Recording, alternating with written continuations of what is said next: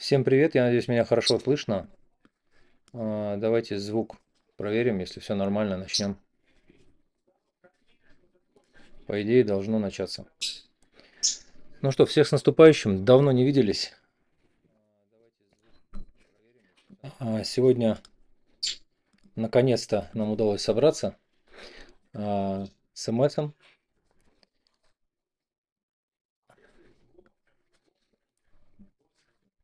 Так, сейчас я единственное, что отключу дублирование звука, а то мне в ухо идет я же сам.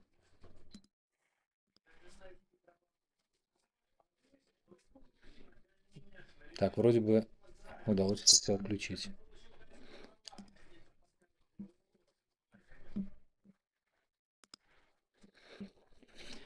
Ну что, сегодня поговорим в целом по той ситуации, которая сложилась за последнее время.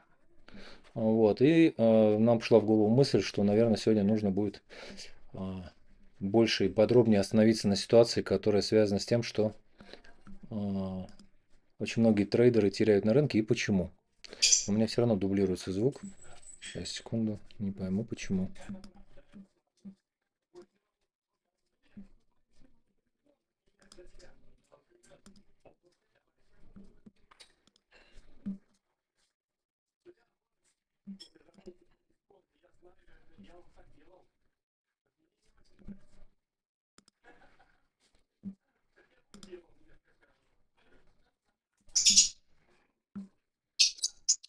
Непонятно, почему-то идет второй звук.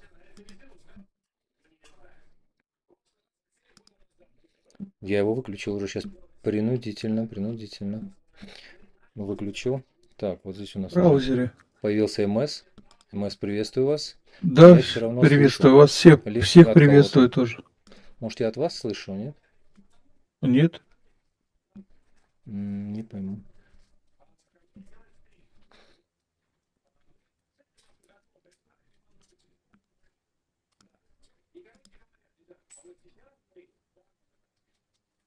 Ну, давайте сейчас посмотрю. Вроде браузеры все выключены.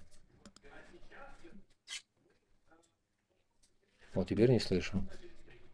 Ну, отлично, Да, давайте тогда начнем. в каком-то браузере.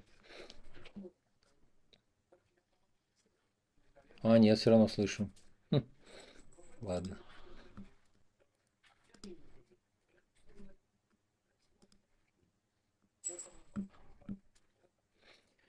В общем, ладно, повторяется, так повторяется. Ребят, всех с А вы наступающим Новым вытащите годом. одну из уха. А, что вытащить? У вас же два уха, да. Одну из уха вытаскиваете, у вас эхо не будет. Остается только Какого? одна. У меня нету во втором. А, У меня ну есть вот, второе наверное, в ухо. нем, вот тогда Второе надо ухо заткнуть, есть. вот в нем и слышно. У меня прям эхо повторяется. Да? Как в анекдоте. Не,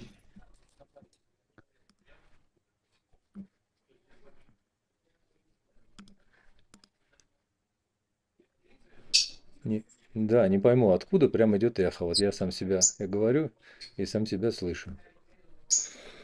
Да. Ну ладно, не знаю, может быть. Кстати, может быть, у меня в Телеграм стрим пошел. Такое тоже может быть. Нет.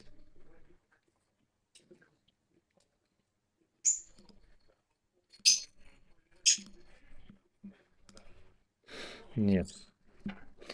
Не знаю, я вот специально сделал YouTube погромче и слышу вашу птицу. Да, это она будет сейчас орать. Сейчас я попозже ее попытаюсь чем-нибудь замолчать. Ее никуда Сейчас не вот деть. защитники животных сейчас вам выставят тут.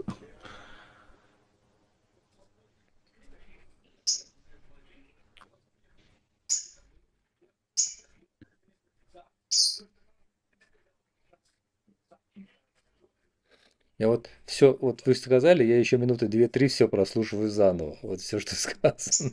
Реально. Вообще Это непонятно. потому, что у вас включен какой-то браузер. Или в OBS он вам дает два канала. Один из браузера, а один из того, что вы вещаете. Ладно, посмотрим, может уйдет. Так, ну чего, наверное, прежде чем как бы начнем, да, в общих чертах я уже сказал, что хотим сегодня обсудить. Вот, потом в конце, естественно, поговорим о рынке, там зададите вопросы, которые интересны, поэтому заранее. готовьте, а так мы пройдемся в общем и целом в основном по, наверное, психологии рынка, ошибках на рынке, зададим МСу все эти вопросы. Кому интересно, а вопросы уже будут, но все равно, может быть, дополнительно что-то еще можете задавать.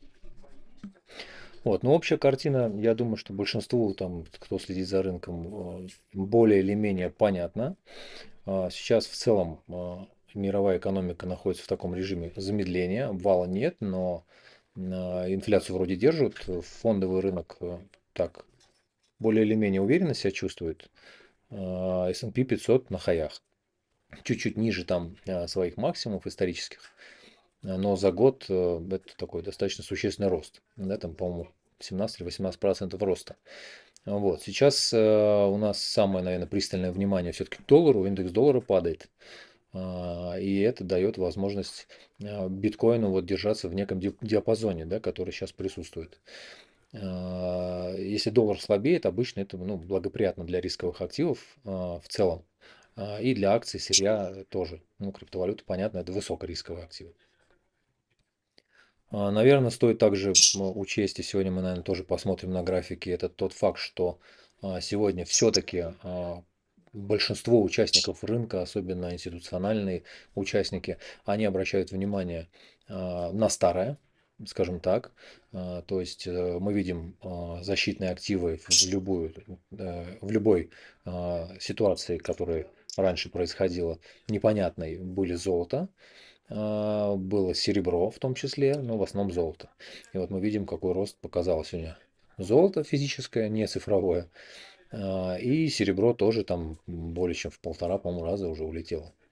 Надо будет посмотреть график, но тоже достаточно существенно. Кстати, вспоминая серебро, вспоминал где-то год, наверное, 22-23 наши стримы, и там очень много интересного про серебро тоже говорилось. О том, что оно может показать достаточно существенный рост. Ну, понятно, что с таким заделом предсказывать было, ну, это так, пальцем в небо, но были участники стримов, которые на серебро обращали внимание. Вот, и в целом сейчас, ну, если говорить о битке, понятно, видим диапазон, он, кстати, виден, ну, попозже я покажу, виден он и на опционах, видим, что есть некое сопротивление там в районе 90-100, да, по-моему, опционы. Сейчас я, кстати, давайте глянем график, сейчас я посмотрю на опционы сразу же, чтобы далеко не отходить. У нас, по-моему, 80 и 88. Ну, я бы сказал, что это от 80 до 90. Вот этот диапазон, он по-прежнему на сегодняшний день как бы является, наверное, ключевым. И вот этот диапазон мы, скорее всего, будем в ближайшее время держать.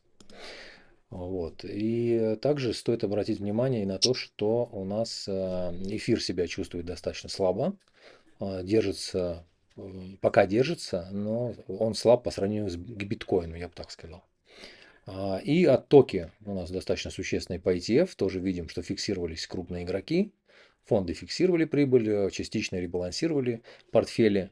И я думаю, что в целом вот тот факт, что биткоин достаточно сильно реагировал в течение 2025 года на то, что происходило в макроэкономике, я думаю, такая же ситуация у нас останется и на 2026 год. В том числе это вот тарифная политика со стороны США, там многие а, истории, связанные вот и в целом с геополитикой, не только с макроэкономикой, но и с геополитическими факторами. Надо будет смотреть на то, как будет себя вести Федеральная резервная система. Там, по-моему, сейчас уже срок подошел или подходит у Джерома Пауэлла в ближайшее время. Его там менять должны, по идее. Посмотрим, что будет делать следующий руководитель. Это все в целом будет влиять на крипту. В целом связка сегодня вот с S&P 500 с индексом, с долларовым индексом и вот с криптой, она достаточно очень интересна, да, то есть крипта с небольшим негативом, негативный сентимент, и она вроде бы так находится под таким давлением, при этом индекс доллара тоже падает, и S&P 500 находится при этом недалеко от исторических максимумов. Тоже такая интересная история. Я не помню, чтобы вот такое было за последние там Ну, те годы, что, по крайней мере, я за этим смотрю, да, предпандемийный период, там, 17-18 и как бы постпандемийный период. Вот, поэтому следить за индексом S&P, следить за индексом долларов, наверное, сейчас является так, ну, для криптоинвесторов, наверное, или криптотрейдеров, я правильно бы сказал, сейчас достаточно критично. Поэтому любое серьезное движение на S&P наверняка будет усиливать давление и на биткоин, ну, либо наоборот. В целом, если в дальнейшем снижение доллара и мягкая политика со стороны Федеральной резервной системы создаст определенный фон, то мы увидим цикл нового роста. Если говорить о завершении года, да, сегодня, ну,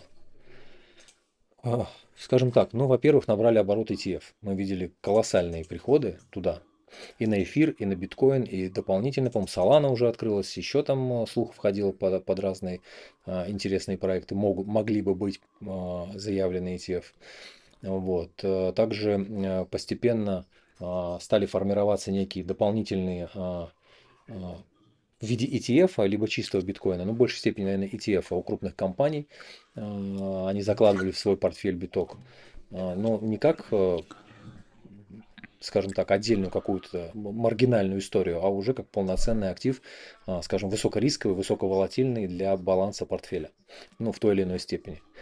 Вот, поэтому я думаю, что рынок получил уже такую достаточно взрослую инфраструктуру в виде ETF, и эта инфраструктура будет создавать и достаточно взрослое уже понимание рынка, уже не тот дикий запад, который был еще вот в преддверии выходов ETF. Если я не ошибаюсь, ETF у нас появились, по-моему, МС, если что, меня поправишь, по-моему, появились в конце 2023 года, если мне не изменяет память. ETF? Да, Ну, первая заявка была в 2019 году, по-моему, если не ошибаюсь. не, когда их вот прям запустили, по-моему, это перед Новым годом, 23-го, да? Нет, Или, или запустили. 22-м? Первая заявка была это одобрена в 2022 году, А, по-моему, в в конце. конце третьего квартала или в конце или начало четвертого. Из Да-да-да, в 23-го конце они какого-то начали. года, да, или в 22-м конце и в В 23-м начали, или 22-м. в 22-м, В значит, вот. 22-м.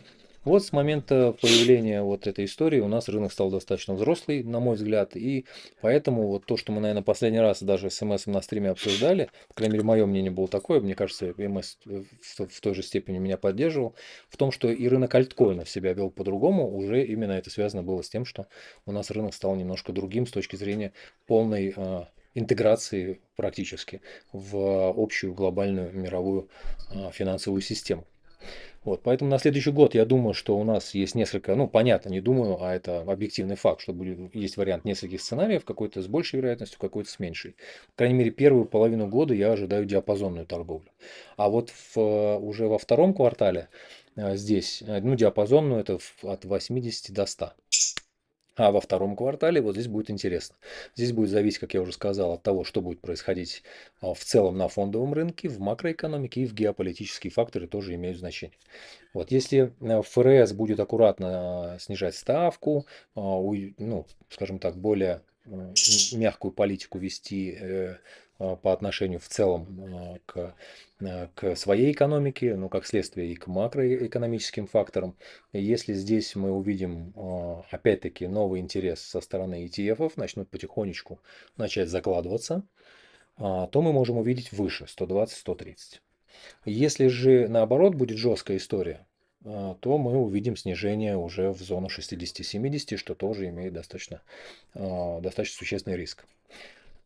Поэтому в целом, если говорить, вот задел камеру, если говорить о том, чтобы я, наверное, вот подводя итог к такому первичному заходу к тем вопросам, к которым мы перейдем, я бы, наверное, сейчас бы уже, вернее, я так и сделал. Я уже ушел от той истории, когда вот сейчас трейдинг является приоритетным. Сейчас, наверное, приоритетная такая более позиционная торговля, но уже не так, что ты купил и держишь. Это если раньше можно было, например, ну тупо взять биткоин. Вот я покупал, я, по-моему, публиковал, по 23 покупал, потом по 76 покупал. То есть разные были, по 40 покупал, потом продавал, зафиксировался по 95. Так 120 не дождался. Вот, и вот эти все трейды, они были такие достаточно длительные. То есть ты купил, и там и полгода тупо сидишь и что-то там ждешь. Сейчас так не работает. На мой взгляд, в 2025 году так не получится сделать. Если ты или вы, или кто-то, на мой взгляд, или я, например, вот если я буду рассматривать какие-то крупные трейды по битку, именно по биткоину, то я, наверное, буду рассматривать их уже в среднесрочной перспективе, не в долгосрочной. Потому что объективной картины, вот та, которая раньше была видна, ты мог зайти там, ну, условно, мы там смотрели множество различных в ончейн показателей. Часто я обращался к очень хорошему индикатору, который прям четко, идеально работал. Это, значит, золотое сечение мультипликатор. Сейчас мы его тоже посмотрим. Вот. Кстати, давайте я его сейчас открою. Интересно. Он что сейчас показывает? Найти бы его еще сейчас, секунду. Он у нас, по-моему, за 350-дневную свалился. Да, он у нас свалился за 350-дневную. Вот, вниз. То есть фактически сейчас, если говорить о предшествующих периодах рынка, то мы сейчас вот здесь. То есть 22 год, январь, начало года, вот картина прям очень похожа. То есть ушли, потрогали золотое сечение, то есть, да, это зона аккумуляции 1,6, вот она, зеленая. И все, и пошли в медвежку. Но единственное, что более сильно уходило вот в этот момент, хотя, ну не сильно, нет, практически так же. Вот если посмотреть за оранжевой кривой, это 350-дневная цены, вот она, мне кажется, что здесь чуть-чуть сильнее закривлялась, чем сейчас. Сейчас в меньшей степени. Давайте попробую сейчас вот так сделать. Да нет, точно то же самое. Вот сейчас очень похоже вот на эту же картину. Если это картина, то следующий год мы либо вот здесь вот толкаемся, вот диапазон держался достаточно долго. Вот смотрите, нижняя граница была у нас в районе там 34 и верхняя граница была 46. Вот 30, ну 35-45. Вот держались достаточно долгий период времени, и только аж в марте 22 года, то есть как раз второй квартал, вот это было падение. Поэтому я сейчас то же самое думаю, что первая декада, вот первый квартал будет диапазонная история, очень похожа. Она вот даже сейчас идет. И ближе ко второму кварталу уже будет какое-то резкое движение. Либо сейчас в эпоху... Картинка встала у вас. Встала? Не видно картинку людям. Стоп. Да, встала почему-то. Не понял. А ну-ка. Встала. Странно. Сейчас нет картинки, да? То есть я Ну, вот показываю... только вот ваш график и замер. Ух ты ж. Секунду. Че же он Вот так? молодой человек пишет. Молодец, а я не вижу, как он Молодой происходит. человек пишет, давайте трейдить в прямом эфире. А мы пришли сегодня потрындеть. Трейдить в прямом эфире, да, это классная история, Да. но как раз для того, чтобы быстренько прямо в прямом эфире это все и... Видите, написано лайв. А сейчас? Мышкой Пошла? подвигайте мышь. Пошла? Нет, а график подвигайте. А что-то не все стоит, замерло. Странно. У меня все Вот. двигается. А О, мышка, вот, да, все работает, все видно, да, мне такое замечательно. ощущение, что... ну, очень тормозит, если честно. Нет, вот, А двигается. это потому, что у вас верхняя и нижняя строка бежит, они очень сильно занимают ресурс. Да нет, это же этот, как его, как объяснить? Это типа ссылки на внешний источник. Это просто строка в браузере, в HTTP. Она отдельно выведена и ведет. Она вообще ресурсов не ест. Она там стоит сколько-то там? 0 килобайт. Нет, это связано с домашним интернетом, либо с тем, что происходит в VPN. Скорее всего. Вот, если то, что я показывал, не видно было, то вот, я показывал вот это время, декабрь 23 года, вот, 22 год, январь, вот ушли вниз. Вот эту картинку я показывал, вот здесь. Ну, соответственно, вот прям. И, соответственно, вот похожая картина здесь. И вот этот период была диапазонная торговля. Вот отсюда, от 45 до нижней границы 35, потом опять до 45-47. И потом только после первого квартала, уже в апреле, мы ушли вниз. Март-апрель. И вот здесь поэтому я так и говорю, что может быть такая же история. Потому что этот индикатор пока не ошибался. Но может быть не вниз, а вверх. Вот в чем вопрос. И почему я это говорю, почему не ставлю на долгую игру сейчас на такие позиционные трейды, потому что сейчас присутствие ETF ломает историю. Мы стали очень сильно связаны с макроэкономическими факторами. Поэтому здесь нет уже историй под мгновенные иксы, которые мы могли бы там получить, когда нам захотелось. А здесь история скорее про некое такое выживание депозита и грамотную работу в широком диапазоне. Вот так бы я бы, наверное, это назвал. И те, кто смогут отталкиваться именно от уважения к риску, смогут и смотреть на крипту уже через призму мировой, глобальной экономики, в итоге смогут получить нормальную прибыль. Все остальное я бы уже назвал достаточно неуместным к нашему рынку из-за того, что мы стали вот сильно и плотно интегрированы. Что вы по этому поводу думаете, МС? По какому поводу? Вот по поводу того, что сейчас происходит, или сразу перейдем к вопросам, или какая-то вводная часть вам будет интересна? Еще раз, давайте вернемся. Какой Да. вопрос я должен был ответить? Чего там? Я У говорю, меня микрофон просто вы что думаете по тому, как в целом сейчас выглядит глобальный рынок, или перейдем к вопросам, уже связанным А вот с... как раз все, да, и обсудим как И там раз и по обсудим. вопросам, и потихонечку, конечно. Хорошо, хорошо. Если переходить к вопросам, ну вот я бы, наверное, не каждый отдельно бы разбивал, а брал бы вот прям в общей концепции. Вот как вам кажется, что сейчас происходит с точки зрения вообще рынка и как на рынке себя чувствуют трейдеры там в ближайшие 1-2 года? Я именно говорю про крипторынок в общей статистике, если вам известна эта информация. Какие бы причины стоило бы, если убрать везение, какие 2-3 главные причины, почему люди системно, на мой взгляд, большинство людей все-таки теряют деньги на рынке? И чем в целом вот рынок крипты с точки зрения потерь на нем отличается от рынка акций, потому что мне известно, что вы на этом рынке тоже имели достаточно большой опыт. Ну, Если давайте что-то так, из этих смотрите. вопросов, да, если что-то из этих вопросов не попадает в концепцию, их можно отсекать. Ребят, если вам что-то вдруг покажется интересным, можете написать в чат. Ну вот у меня появились вопросы, я потихонечку тогда и пойду, начиная с Давайте, того вопроса, что вы давайте, задали. Первое, давайте. почему все-таки люди сливают? Конкретно берем сегодняшний день, сегодняшний рынок. Я считаю, что слив идет у людей в основном только из-за того, что все живут надеждами, а не реалиями. Надежда на быстрый заработок и надежда на то, что ну вот сейчас отскочит, вот сейчас. Или ну все, у нас наступила медвежка. Это происходит от того, что люди не хотят учиться, не хотят понимать, что на рынке происходит. Эйфории, конечно, нет. А эйфории нет по одной простой причине, что у людей закончились деньги. В связи с тем, что, опять же, ставили на надежду, на желание, а не на реалии рынка. Вот отсюда идут потери. Вот это я считаю, что самое главное. Реальная статистика по нашим наблюдениям, какой процент розничных трейдеров на крипторынке зарабатывают стабильно в плюс в течение первого-второго года или в течение 1-2 лет. А я думаю, что меньше 1%. И если брать только крипторынок, меньше 1%. Кто стабильно зарабатывает? Стабильно зарабатывает тот, кто умеет терпеть, раз. Тот, кто умеет учиться и хочет учиться, и хочет понимать, что в рынке происходит, а не верит говорящим головам, таким как вот вы, я и там еще другим подобным.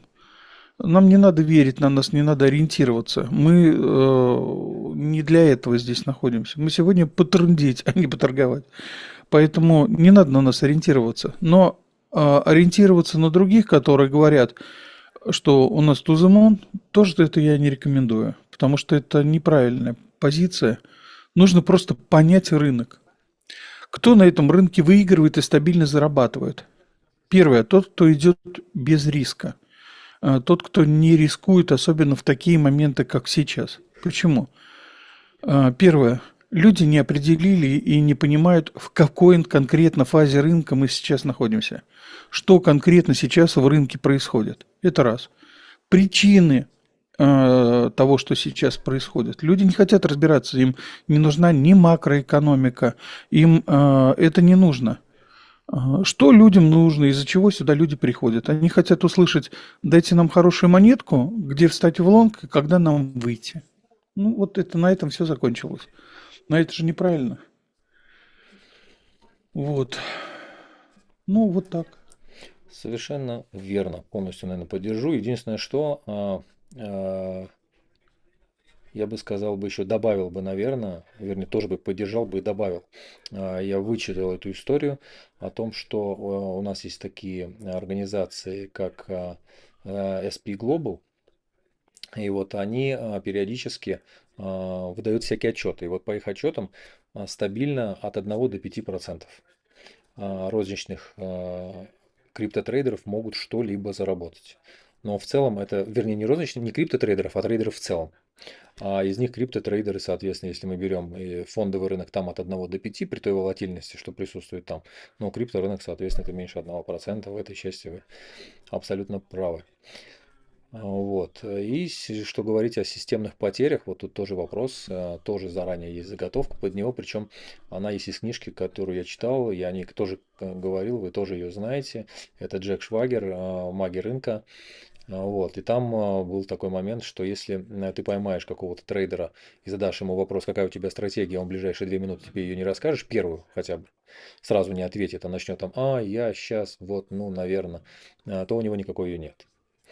Это вот такая вот фишечка. Ну и отсутствие риск-менеджмента, наверное. Хорошо, пошли дальше. Если говорить о психологии трейдинга, тоже вот вопросы, которые, наверное, думаю, для всех были бы интересны. Имеете в виду везение? Имею в виду и везение в том числе, наверное, да. И в целом, какие ошибки, и как, наверное, какие бывают чаще, и как их избежать, возможно, да. В этом и был первый ответ, что Да, 99% людей, перейдя на этот рынок, считают, что им повезет, и они вот точно выиграют. ну вот я знаю, что вы Это, из ваших практик, это дневник, я помню, на последнем или предпоследнем стриме вы его даже показывали, там есть классная и программа не какая-то. просто, не просто показывал, Да, я специально собрал целый дневник трейдера со всеми листами, что туда надо да, записывать, как надо записывать. Расписал полностью по монетам, расписал полностью по тому, как в рынок заходить, выходить. Мало того, сделал людям, кто был на этом стриме и напрямую был на стриме, я подсоединил практически все книги, которые у меня есть в свободном доступе, я их как подарок подсоединил. Но людям это не нужно было, опять же, неинтересно, люди не хотят учиться. Могу сказать статистику захода за 6 месяцев 10 скачиваний. То и есть все. люди... Нас Да? туда посмотрело много народу, почти больше 1000 человек. Посмотрело много народу, но реально никто не хочет скачивать книги, например. Хорошо, нам не хотят верить, не надо. Не хотят нас слушать, не надо. Но есть умные книги, которые ну, рассказывают, по крайней мере, показывают, что есть в этом рынке. Рассказывают о том, как рынок этот работает. Открывают самые простые вещи. Не говорят, что там надо супер умные вещи учиться. Простые книги, самые простые. Что такое свечной анализ, как его проводить. Есть ютуберы, стримеры, дебилушки бедные, которые говорят, теханализ не работает. А он не работает, потому что вы им пользоваться не умеете. Поэтому он не работает. И людям они это говорят, и вбивают это в голову. Но вы пришли на рынок, где играют по чужим правилам, и правила каждый раз меняют, но и не вы их меняете, эти правила. И поэтому люди остаются ни с чем, у них забирают деньги. Опять же, эта причина связана с тем, что люди не хотят просто развиваться. Хотят быстрого заработка, ну вот их и бреют в хвост и в гриву. По поводу ФОМа. У людей есть ФОМа, когда они смотрят чужие P&L, которые там публикуют. А для того, чтобы опубликовать P&L с 1000%, даже сделку не надо закрывать. Достаточно просто увеличить плечо, сделать скан и выставить в обыкновенный чат. И все, и люди видят там 1 000 000%. И все, и у других начинается скрежет зубами, что надо зайти в эту монетку. Они же даже не знают, почему человек зашел в монету вот такую, где он в ней вышел, когда он ее продал, купил, и когда этот скан вообще был сделан. И сделан ли он был, или он был нарисован в фотошопе. Люди этого не видят и влетают. Отсюда это же жадность. Это жадность и Потом эта жадность переходит в страх. Когда люди зашли в сделку и понимают, что они попали по самое колено в грязь непонятную, и уже у них начинается страх. Они не знают, как из этой сделки выйти, потому что не ведут дневник трейдера. Они не записывают туда свои сделки. Они не публикуют эти сделки. Они не хотят понимать, зачем это работает, как это работает, где зайти, где выйти, сколько забрать, сколько в риск поставить. И попадают на это. А вот потом возникает желание отбиться. Это вот следующий грех. Самый большой в рынке – желание отбиться. Вот есть там грех не убей, а это вот желание отбиться. Это большой, то есть такой же грех, только трейдерский. А было что-то из вашей, может быть, практики, что действительно какая-то вот эмоциональная составляющая, наверное, да, которая в большей степени мешает какой-то а, какой-то стабильности на рынке, сыграла злую шутку с вами? Может быть, на начальном этапе или со временем? И А, чему она научила, с- самое главное? Самая большая потеря, которая вот она у меня была, именно из-за страха, жадности и всего по всему там подобное, это было как раз, когда ковид-дам был. Я не поверил своим глазам и думал, ну вот сейчас я отобью. Поймал падающий нож так, что ликвиднул счет под ноль. Ну, это вот самая большая потеря была. Ну и научила больше к этому, я думаю, не возвращаться в таких случаях.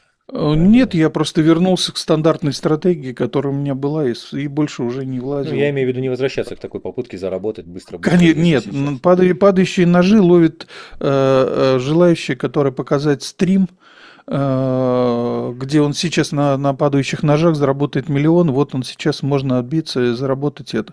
Это неправильно. Вот есть там трейдеры импортные особенно, у них даже такие выходят заголовки, кричащие на английском pump and dump by the deep, вот они там их покупают, и у них там десятками они выходят.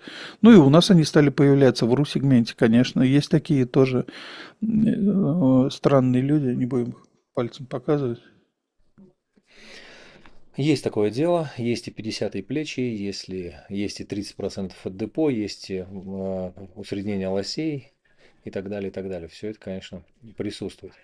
Кстати, вот если вернуться назад на вопрос отличия акций от рынка, ведь ну, Форекс, например, того же, да, или там, пускай Это, деривативы, не, это несравнимые рынки, и несравнимые, рынки да, за счет несравнимые просадок, я совершенно. думаю, в первую Нет, не очередь. из-за этого, из-за того, что есть ликвидность.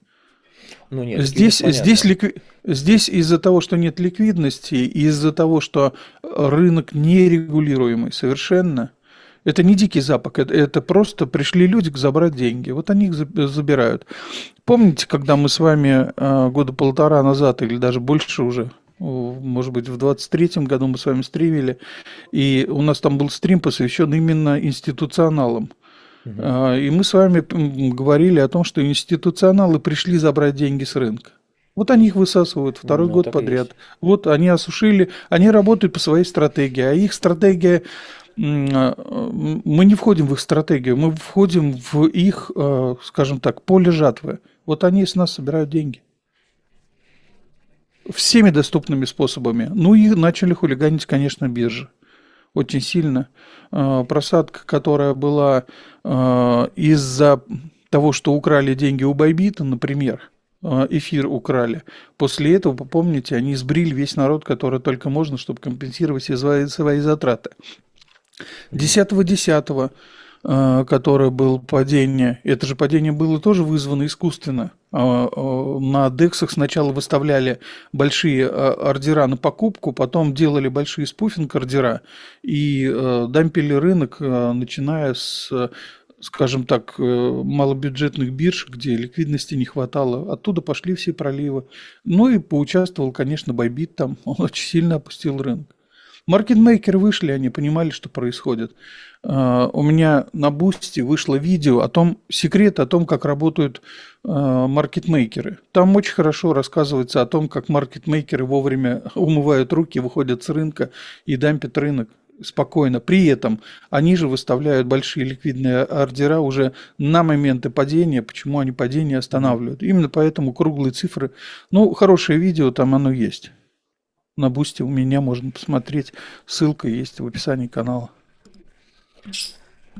Понятно. Помню такую историю. Действительно, мы, по-моему, это обсуждали. Ну, в общем, ФОМО, я так понимаю, главный враг. А, Один из главных Отсутствие, врагов, наверное, да? отсутствие знаний, в первую очередь. Отсутствие знаний, отсутствие стратегии. Ну, даже не только стратегии, наверное, дисциплина. Тут помимо ФОМа еще и дисциплина имеет значение. Но это, наверное, чуть попозже. Ладно, и давайте к следующему тогда. Вот как раз относительно риск-менеджмента, стратегии и всего, что с этим связано. Имеется в Многие виду четвертый, третий вопрос? имеется в виду, да, наверное, в целом и переоценка своих возможностей с точки зрения плеча, переоценка своих возможностей с точки зрения здравого смысла. А, Обычно те же самые вот стандартные ошибки, если мы их там разберем, их там будет 10 ошибок, они вот все одинаковые для всех. Назад верните еще, пожалуйста. Там есть пару вопросов, которые действительно важно обсудить и рассказать, Мгм. чтобы люди понимали. Мгм. Сделали, да? А у Ну, меня не вроде обновилось. так, так, вот, должно вернуться. Ну, большой разрыв по времени. У меня М, еще вопросы Лак эфира, идет, риск-менеджер. лак идет, да. Ага, вот. А, Четвертый вопрос. Как понять, что ты торгуешь не по системе, залипаешь в терминал, зависим от эмоций? А это вот и есть самая большая проблема, что люди заходят в рынок бессистемно, совершенно, на удачу. Вот это и есть проблема. А бессистемная на удачу – это причина, опять же, отсутствия знаний и нежелание хоть что-то понять в этом рынке. За вот этот год, пока мы с вами не стримили, пока я не мог стримить, я очень сильно болел, поэтому прошу прощения, что меня не было. Я и сейчас немножко не в состоянии, но в любом случае вышел, потому что нужно людей поздравить с Новым годом, и есть возможность, я поздравляю заранее. Но всем хочу сказать, в этом году у вас есть возможность, ну, научитесь вы немножко, ну, примите хоть какие-то базовые знания, просто элементарные. Не слушайте дураков, которые говорят, что этот рынок неконтролируемый в плане теханализа, что теханализ не работает. Работает, и еще как работает. И самый простой индикатор берете тайминги времени, и вы увидите, как по таймингам торгуют годами. Вот мы сейчас уже четвертый год находимся в одном и том же диапазоне тайминга по времени. И он спокойно отрабатывает. Как мы работаем сейчас по FIBE, и эта FIBA работает уже 1,5 года, мы по одной шкале FIBA идем. И это все работает. Надо просто научиться. Как начать? Вот самое главное, найдите систему. У меня есть также на Бусти видео, очень хороший психолог и очень хороший институциональный трейдер. Зовут его Джон Пол. Дэвид Пол, прошу прощения, Дэвид Пол. Вот Дэвид Пол сказал по этому поводу очень хорошую важную вещь. Он сказал, люди бросают свою систему из-за того, что у них 2, 3, 4 неудачи подряд, и они думают, что система не работает. Но это не так работает. Нужно научиться найти систему свою, а она находится только, когда есть понимание, где вы совершаете ошибку, чтобы ее исправить. Но система должна работать, и этих систем очень много. Вы берете, например, торгуете по RCI, или торгуете по MACD, или вы торгуете, например, по Fibonacci. Это систему, которую вырабатываете вы самостоятельно, ту, которая вам удобна. Вот некоторые начинают друг друга троллить в чатах. Вот ты нарисовал много картинок, вот ты там 100 индикаторов вывел. Да, 100 индикаторов – это плохо. Но если человеку это помогает понять рынок, то да плевать на этих людей, они дебилушки обыкновенные. Чего на них голову зацикливать? Ну, троллят они и троллят, и пускай они делают, что хотят. По поводу того, как понять, что ты залипаешь в терминал и зависим от эмоций. А вот здесь как раз и есть. Если у тебя нет системы, ты начинаешь пялиться в терминал, потому что ты не можешь его просто закрыть. Но системы нет. А бессистемная торговля, она приводит к тому, что ты не спишь ночами, у тебя все время включен компьютер, ты начинаешь метаться туда-сюда. Любая зеленая свечка – это для тебя туземонкар, любая красная – это уже медвежка. Ну, так все и торгуют, ну, посмотрите. 99% рынка именно так и торгуют. Ну, это неправильно, так нельзя себя вести и делать. Это ваши деньги, это деньги вашей семьи. Научитесь хотя бы элементарным вещам, простым. Они доступны везде. Вы можете взять, пойти, да вон в книжный магазин обыкновенную книгу купить.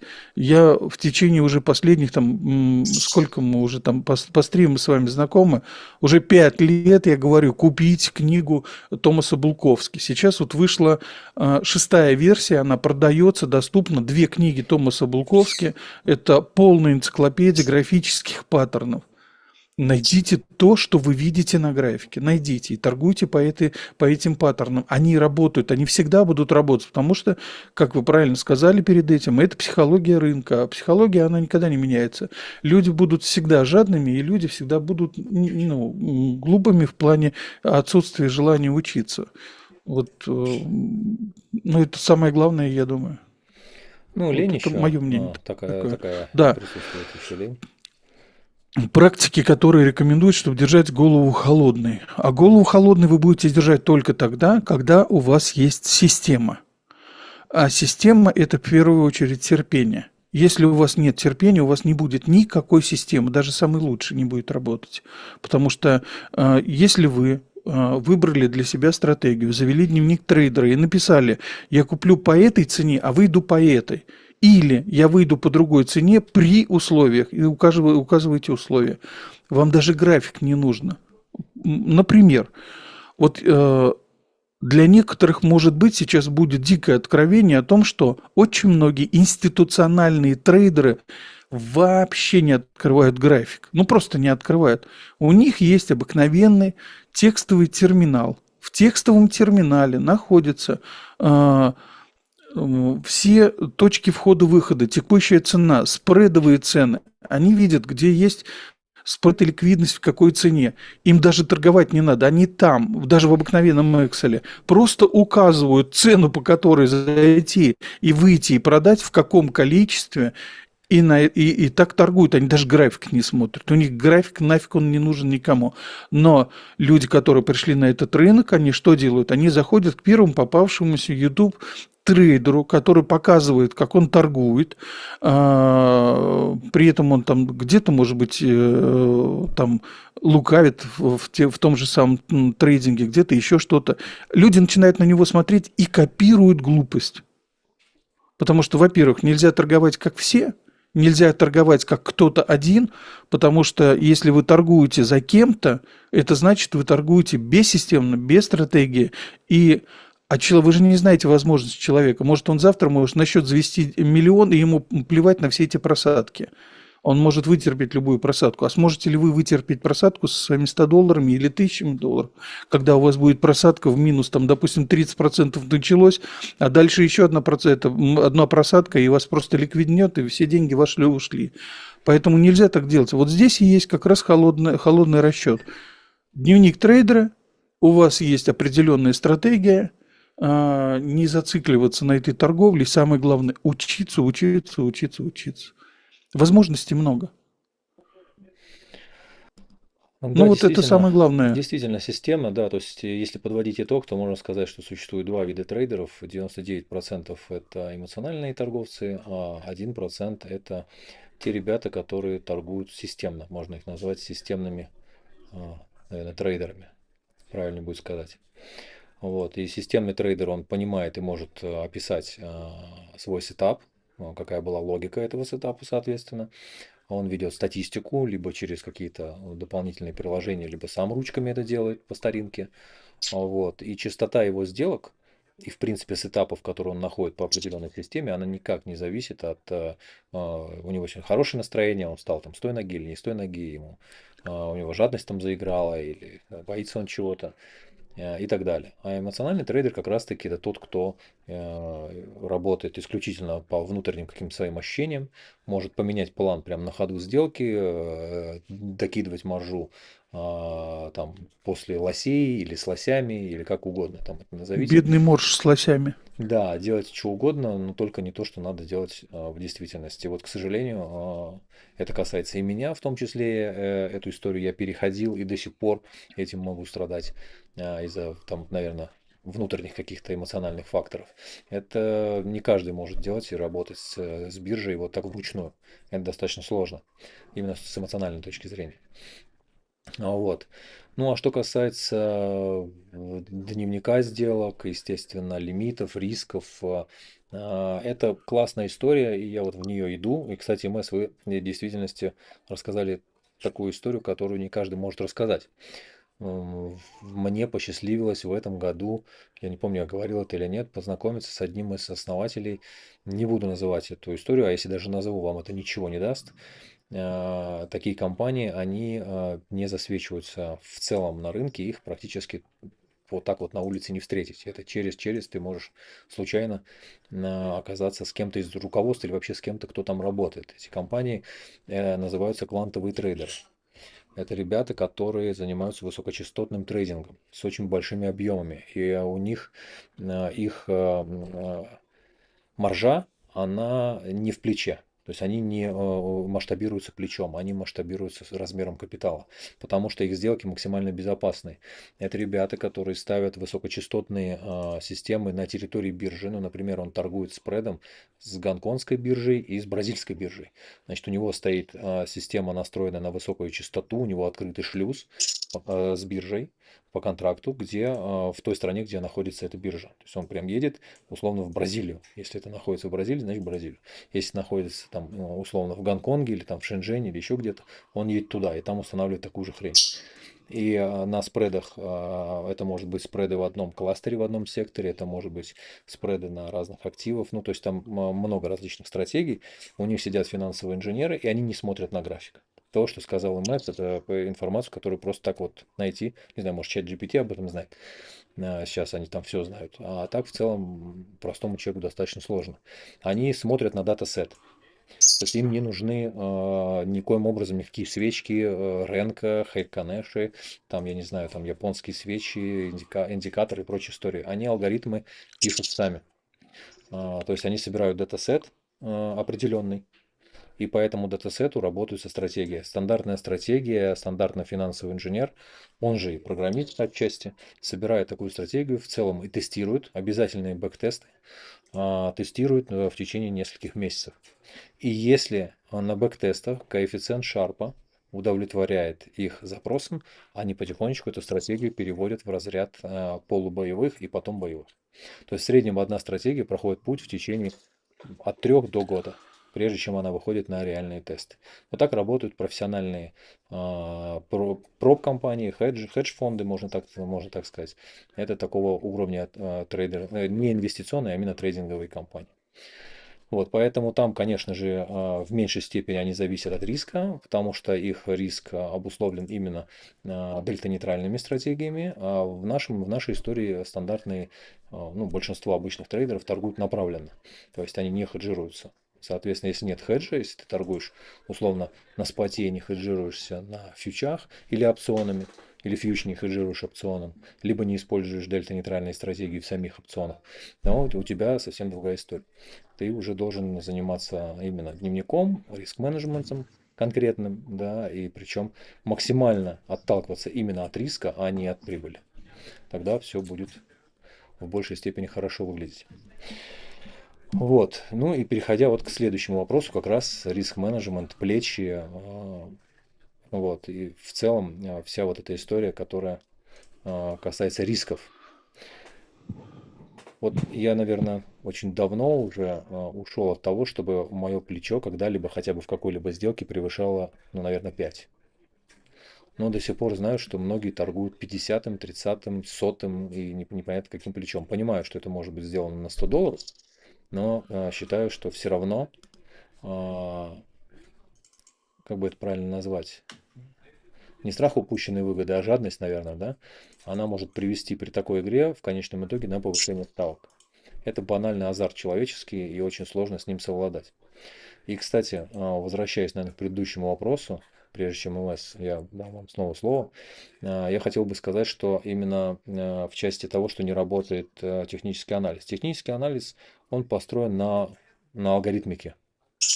Это математика. И все, что там происходит, неважно, вы там будете рисовать паттерны, или вы будете смотреть на индикаторы, или там, не знаю, волны какие-то вырисовывать, все равно это математика. Это математика, которая рассчитывается из 5 основных входных данных. Это открытие сделки, закрытие сделки, даже 6, наверное, если быть правильным. То есть это time, открытие сделки, закрытие сделки, high, low и объем. Вот эти данные, которые получает любой математический алгоритм. Исходя из них, он рассчитывает вероятность.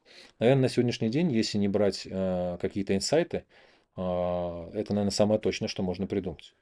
А вот получается ли на этом зарабатывать или нет, это касается как раз-таки риска. И вот о риске я бы, наверное, хотел, МС, спросить у вас. Какие плечи для вас считаются оптимальными, наверное, в первую очередь? И вот если бы у человека было $1000 на сделку, как бы вы, или у вас, например, как бы вы распределили риск на такую сумму? Ну, во-первых, был уже стрим, где я точно рассказывал о размере портфеля, как он должен составляться. В идее Со сказал мной? свои Не помню. ошибки. Не помню. Был. А Был? вы не А я смотрите уже, наши стримы, да? я уже у меня уже обратный отсчет пошел. Это уже, вы не обращайте внимания, это проявление деменции. Называется, да, Да, да, VPN амнезия, да. да, да, да, это уже когда Установил, ближе, он работает. когда ближе к 50 уже начинают включаться некоторые механизмы, которые не позволяют себе все помнить. Слава богу, я тоже как золотая рыбка, 10 минут помню, а потом для меня все как новое. Отлично, у А, меня таких несколько людей вокруг меня. Они говорят, мы каждый день обнуляемся. Я говорю, прекрасно живете. Ну, у нас вот сосед вот обнуляется в 3 часа ночи, каждый раз звонит, ключ теряет. Обнуляется утром, а к вечеру он уже это полностью чист, он не помнит ничего. По поводу портфеля. Я уже говорил и расскажу самое главное. Если у вас есть деньги, ваши все деньги – это 100% ваших денег. Вот если вы заходите в рискованный какой-то актив, в любой рискованный актив, то сумма всех рискованных активов не должны превышать 15% максимум, ну 20% от силы, если вам ну супер очень хочется. А все остальное это должно разделиться так: в большей степени биткоин или там, допустим, второй альткоин, который, ну я не знаю, например, Solana, или, например, эфир или еще что-то, то, на чем вы можете заработать. То, что действительно в вашем портфеле будет тянуть, скажем, ваши все деньги и не даст вам сильно потерять в деньгах. Потому что альткоины просили в этот раз больше 90%. Это связано, опять же, с тем рынком, который мы получили.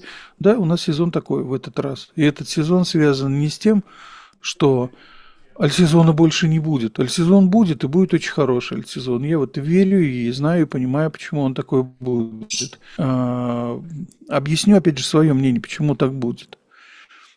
Очень многие институциональные трейдеры заходили в биткоин и в эфир, они заходили на ранних стадиях. Они его покупали, когда это все стоило еще копейки. Зачем им нужен был этот ETF? Только для того, чтобы обелить те средства, которые они внесли в биткоин, в эфир и в другие альткоины. Почему они сейчас просят сделать ETF на Dodge, ETF там на Solana, ETF на XRP и прочее? Они это по этой причине и делают. Но деньгами институционалов создавалось 99, ну, скажем так, 90% альткоин базы всей. Это деньги институционалов.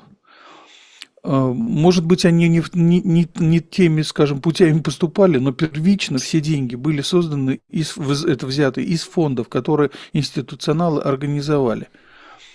Причина показать, как это действительно было, почитайте последние новости, который говорит тот же самый JP Morgan Chase, который он двум своим к криптопроектам отказал в обслуживании только потому, что он считает, что за счет них он может получить там какие-то санкции и еще прочее, или попасть под санкции. А э, если прочитать меж строк, то можно понять, что JP Morgan участвует в создании всех этих альтернативных криптопроектов.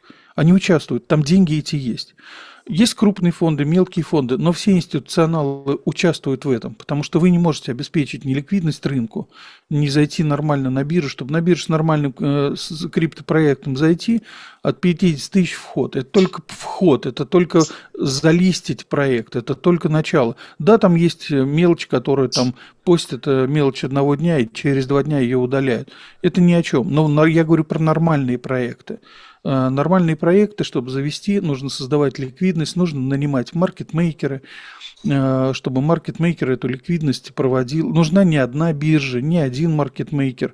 Разные маркетмейкеры имеют разные стратегии, они заключают договор с проектами, это нужно все оплачивать. Поэтому альтсезон будет. Просто сейчас альтсезон, скажем так, отложен, потому что сначала институционалы хотят обобрать биткоин рынок. Они его оббирают, они это делают. Раньше можно было понять, что они хотят быть первыми, но сейчас уже немножко поменялась и их стратегия. Посмотрите, что говорит Трамп. Он что, за последние 3 или 4 месяца хоть раз напомнил слово биткоин? Нет. У него больше в речах слово биткоин не присутствует. Его нет. Раньше было, сейчас нет. И я об этом тоже говорил, что эти криптопроекты, все их тоже не интересуют ни государство, ничего. Они просто хотят по-другому это сделать. Почему сейчас вот последнее интервью Майкла Сейлора вышло, тоже у меня на канале есть, посмотрите. Он сидит на троне, на красном троне со львами, в черной мантии, весь обвешанный там какими-то этими, как их называют, лохматыми животными. Ну, то есть там товарищ такой, он уже, видно, это все в цари себя записал, в негласные. Он больше Но на это опять же, демона похож, это чем на царя. на демона. Да, Ну, демон биткоина, назовем его так. да, чем Вот на этот царя.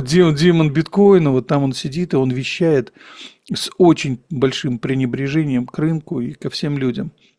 Но при этом он в последнее время начал сдавать свою, скажем так, эту, как это называется, идею, зачем ему нужен биткоин.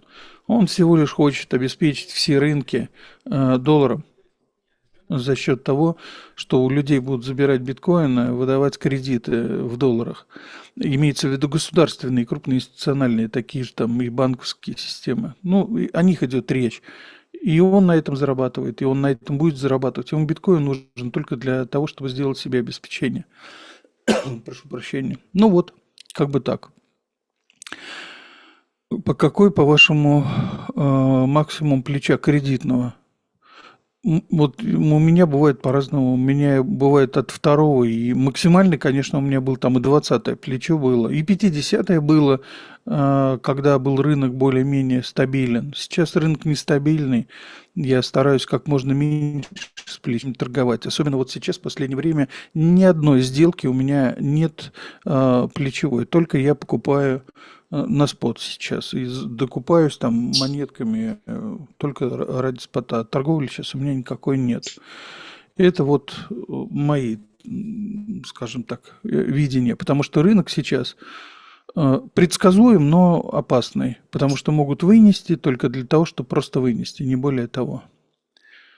Типичные ошибки с размером позиции. Ну вот я уже говорил, размер позиции рассчитывается от того, какую вы стратегию приняли. Если у вас есть стратегия, которой вы работаете по Фибоначчи, то здесь совершенно четко рассчитывается. Если вы работаете по паттернам сетапам, тогда вы работаете именно от того, насколько сетап позволяет вам заработать. Если вы заработаете, ну, к примеру, X2, это уже хорошие деньги. Ну, пусть нормально. А дальше можно зарабатывать сколько угодно. Рынок сейчас не очень стабильный, поэтому если вы хотите заработать много, если вы трейдер, опять же, берем только слово трейдер. Если вы трейдер и у вас есть достаточный запас денежный, то можно еще как-то поработать. А если вы не трейдер, а начинающий, то с вероятностью 104%, 105% вас вынесут в ближайшее время. Прямо вот в ближайшее. Если у человека депозит условно $1000, как распределить риск на сделку по портфелю? Вот у вас есть $1000, к примеру. Берете $100, это 1/10 вашего портфеля. Имеется в виду вашего депозита. Это $100. Вот в этих $100 вы заходите от 10 до $20 максимум. Почему? Потому что если вы посчитаете, что ваш риск прибыль будет, к примеру, равняется 5, то ваш депозит $100 смоет, если пойдет рынок не в вашу сторону. Это при условии, что вы 20 внесли. Если вы, ну, при условии, что, опять же, вы не весь депозит в обеспечении выставляете, а выставляете только какую-то определенную сумму, никогда не рискуйте свои 1000, рискуйте, например, 10% портфеля, и из этого 10% портфеля, вернее, этого процента сделки, только 1% в риск у вас уйдет. Вот в этом можно торговать. Там 2% уйдет в риск, это ну, просто максимум. Если вы сказали, а я вот рискованный, я занесу, ну, рискуйте, это ваши деньги, деньги вашей семьи, рискуйте сколько хотите. Можете и 100% занести в 1000 и встать в 50-м плече, если вы настолько уверены в рынке, что маркетмейкер настолько не уверен, насколько вы. Ну и одна позиция, я правильно понимаю, на этот риск? То есть это не так, что ты взял там $100 из $1000, а Не-не-не, открыл 5 позиций. речь идет только о всех позициях вместе взятых. Мгм. 1000 у вас должна быть там где-то лежит, вы взяли из нее 100 и заходите, например, в одну сделку там с риском в 1-2% у вас там Мгм. стоит риска, и вторую вы можете взять, но опять же, если вы хорошо торгуете в рынке, тогда вы сами распределяете ваш. А если вы только начинающие, ну не рискуйте, не заходите в 2-3 позиции.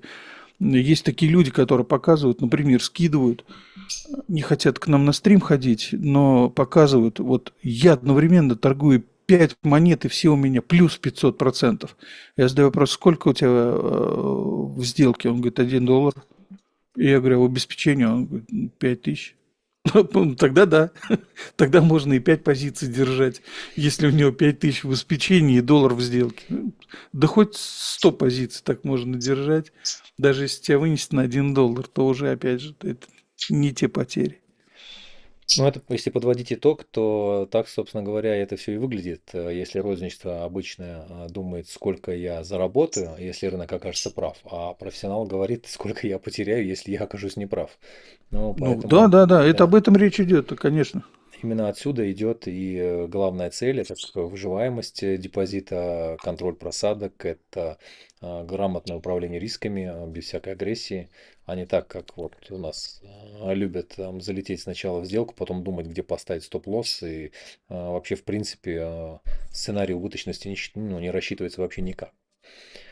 Вот, используются бешеные там плечи и все, что с этим связано. В общем, подводя итог, можно сказать, что жесткий контроль риска сбережет ваш депозит.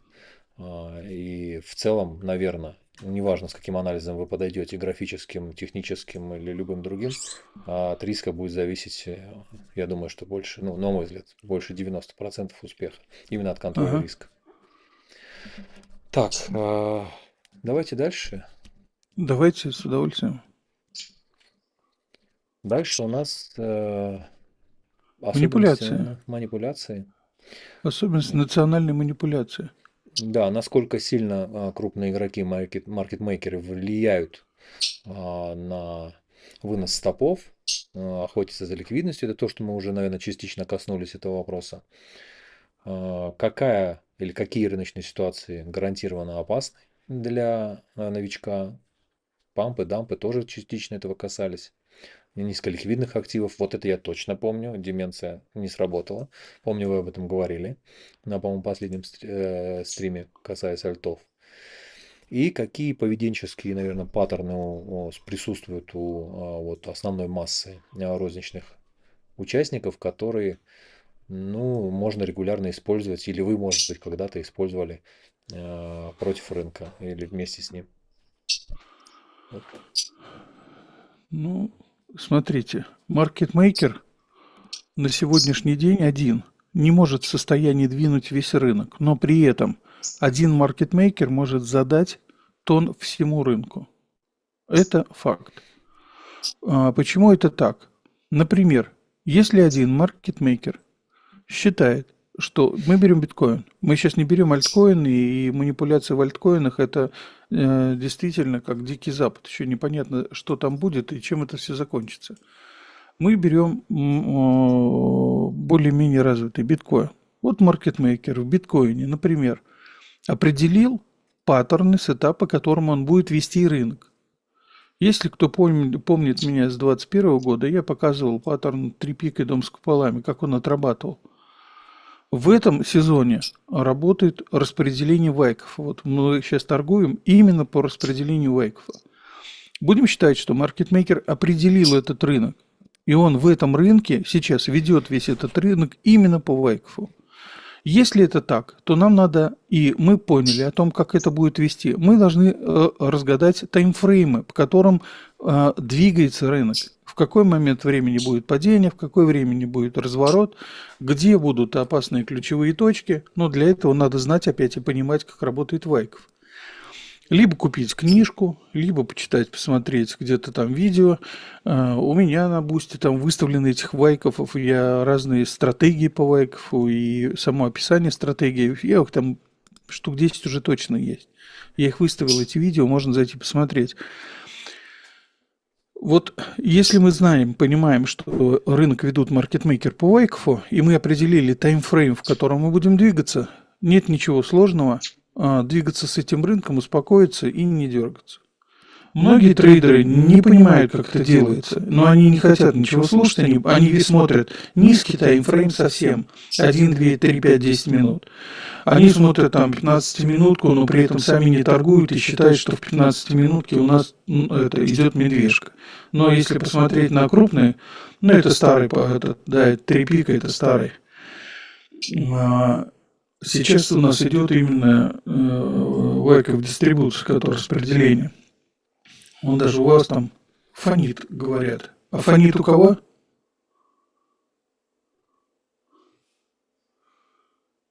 А фонит у кого? Напишите. Фонит? Да, вот человек написал, что у нас фонит. Голос СМС фонит. Фон откуда-то идет. Так лучше, хуже? А ну-ка вот сейчас посмотрите. Раз, два, три, четыре, пять. Раз, два, три. Пошел заяц погулять. Всех с Новым годом. Раз, два, три. Фонит? Нет. Напишите. Ну так вот, если маркетмейкер определился, и мы поймали этот таймфрейм, то нам надо успокоиться и торговать по этому рынку. При этом мы уже понимаем, когда будет падение, когда будет... Не знаю, не должно фонить. Сейчас сильно фонить, что ли?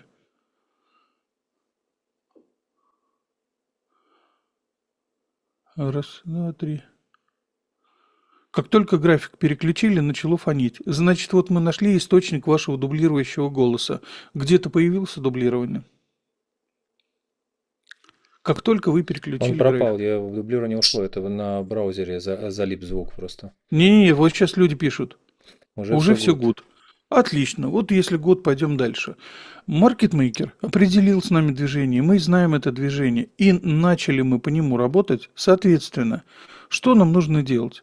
В тот момент, когда мы понимаем, что по паттерну будет развиваться движение вниз, если вы хотите добрать монету, то какую-то часть, небольшую, там 10, 15, 20, 30% продается, и на эти 20-30% прибыли вы уже там внизу по этому паттерну откупаете. И так вы двигаетесь. Это было всегда, и так будет всегда. Маркетмейкер эти паттерны придумывает не случайно. Двигается рынок не случайно. Объясню почему. У маркетмейкера есть свои собственные деньги. Например, 100%. Он хочет эти деньги умножить, чтобы у него было 200, 300, 500% сверху. Именно поэтому на ключевых точках разворота паттерна или сетапа они ставят ордера или планируют эти ордера там поставить.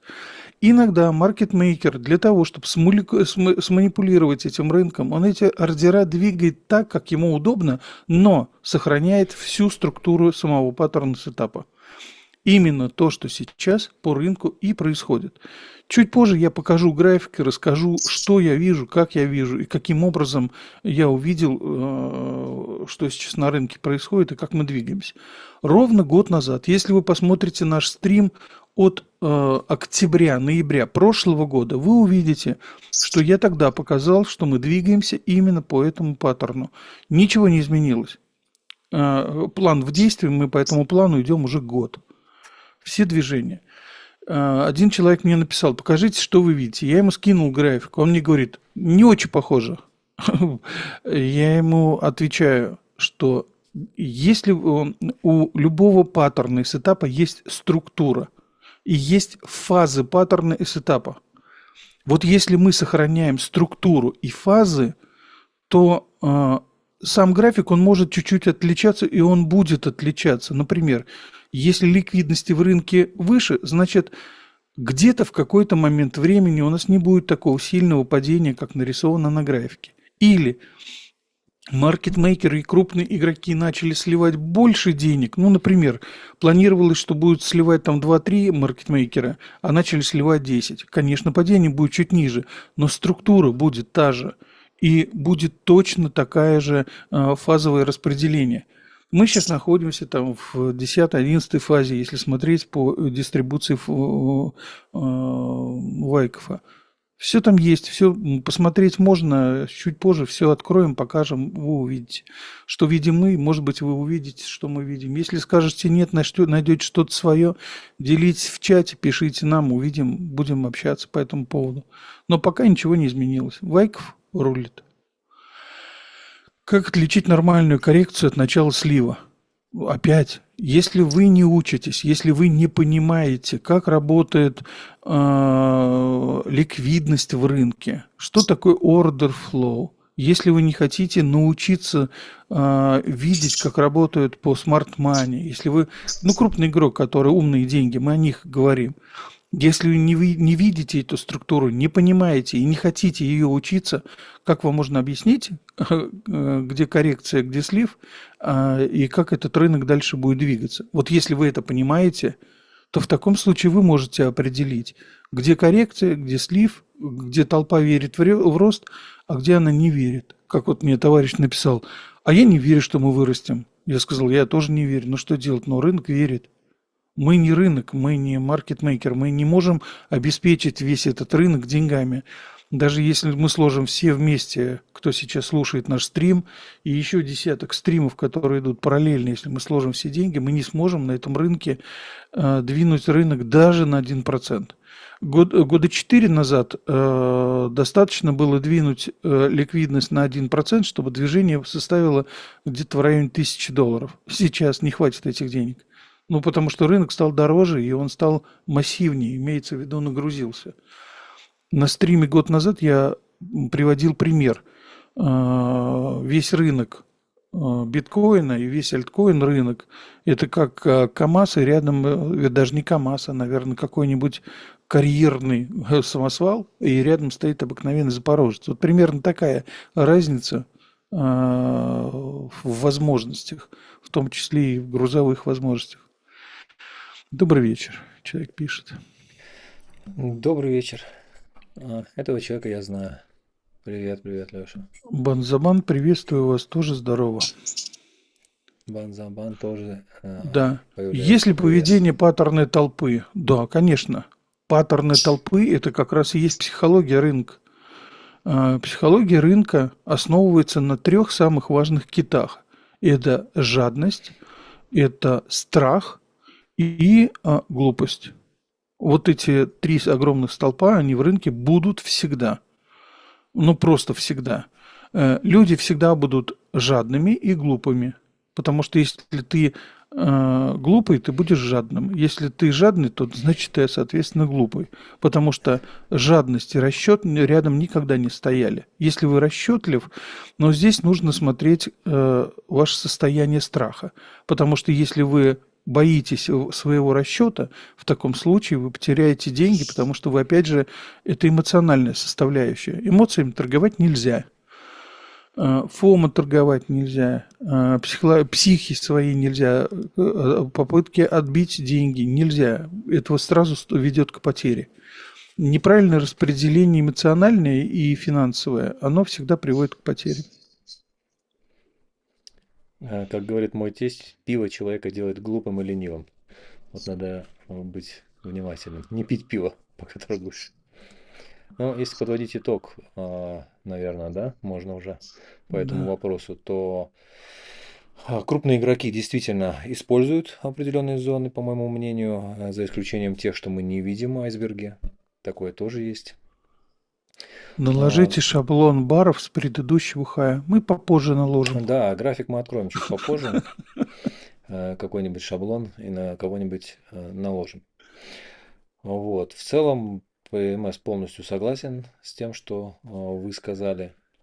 Наверное, нормальную ситуацию можно отличать только опытом, который позволит вам определять определенную тенденцию, научиться отслеживать движение крупных игроков, даже с учетом того, что они активно используют скрытые ордера, чтобы не показывать зоны интереса и ликвидности. Для этого есть определенные паттерны, как это можно отслеживать.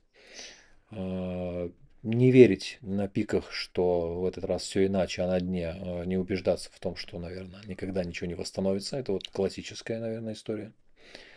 Как, по-моему, Баффет, кажется, говорил, да? Большинство нормальных инвесторов покупают тогда, когда им комфортно.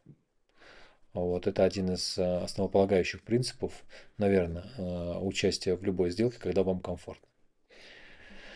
Ну и давайте следующую историю. Давайте. Это система и стратегия. Какие элементы минимально должны содержать в рабочей торговой системе? Ну и, наверное, не только для криптотрейдера, я бы сказал, для трейдера в целом. Да, для всех мы, да, для всех, да. для всех.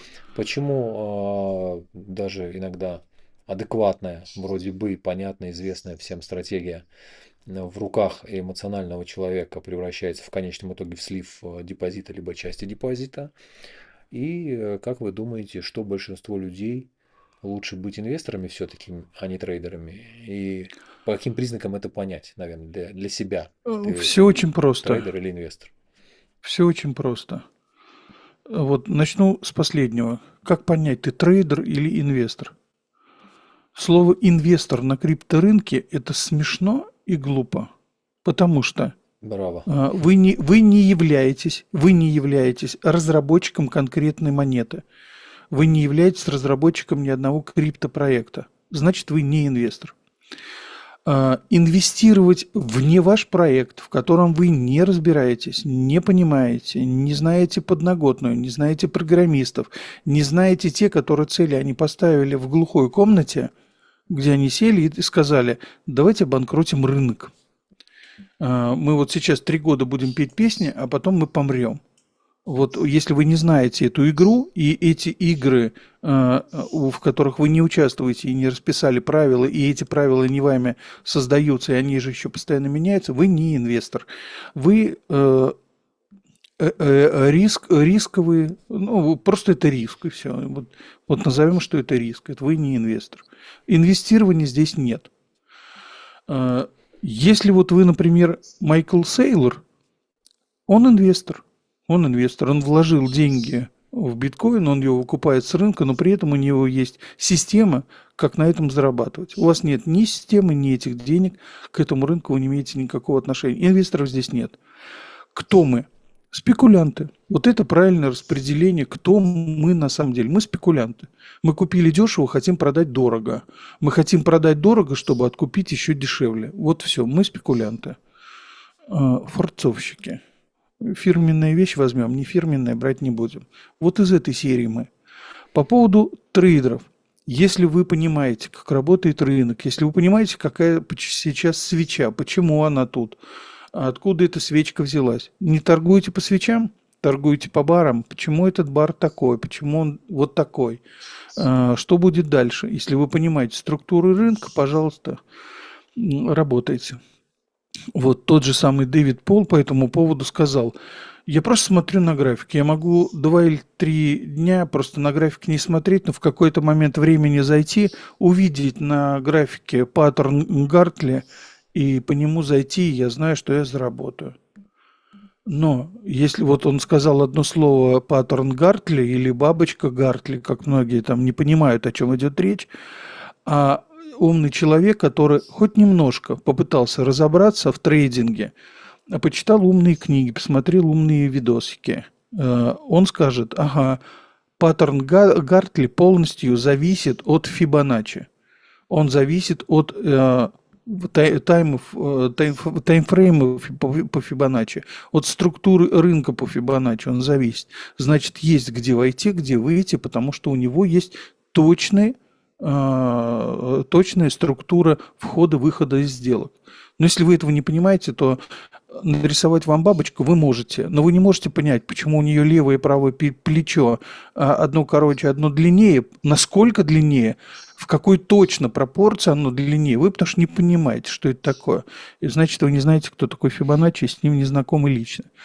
Вот что по поводу Дэвида Пола, как он к этому отнес. И поэтому и я тоже самое говорю. Если вы не знаете, как это работает, не понимаете, вы не сможете составить стратегию, и поэтому вы не можете быть нормальным трейдером. Спекулянт. Хорошее слово, я не обижаюсь. Вот я тоже спекулянт. Я обычный спекулянт. Советское Самый слово. простой. Какое? Советское слово, да? Почему? Ну, спекулянт. Чаще в Нормальное советское слово. время. Чаще в Нормальное советское время слово. я его слышал. Это как, это знаете, вот буквально вчера, что ли, там прочитал, маленький мальчик пишет письмо Деду Морозу. Он говорит: Дедушка Мороз, я считаю, что вы буржуй. Потому что я вот смотрю все подарки, а он в Америке там живет, а мне, говорит, написано, что made in China, что все сделано в Китае. Вы, значит, эксплуатируете дешевый труд, значит, вы являетесь буржуем. Вот так и тут. Это вот недавно тоже вычитал. Вот хочу, кстати, почитать, пока только кусок от этого нашел. Это есть такой трейдер Ричард Деннис, и у него есть книга, по-моему, что-то там с черепахами, не то эксперимент с черепахами, не то следует за черепахами. Ага, И вот он ага. там, по-моему, может быть, вы это знаете, даже скорее всего. Это называется стратегия черепах. О, Было собрано несколько человек, которые да, никакого отношения да, не имели к трейдингу, гениальная не имели. история, мне очень понравилась. И вот на самом деле они вообще не знали, что их ждет. То есть абсолютно новички.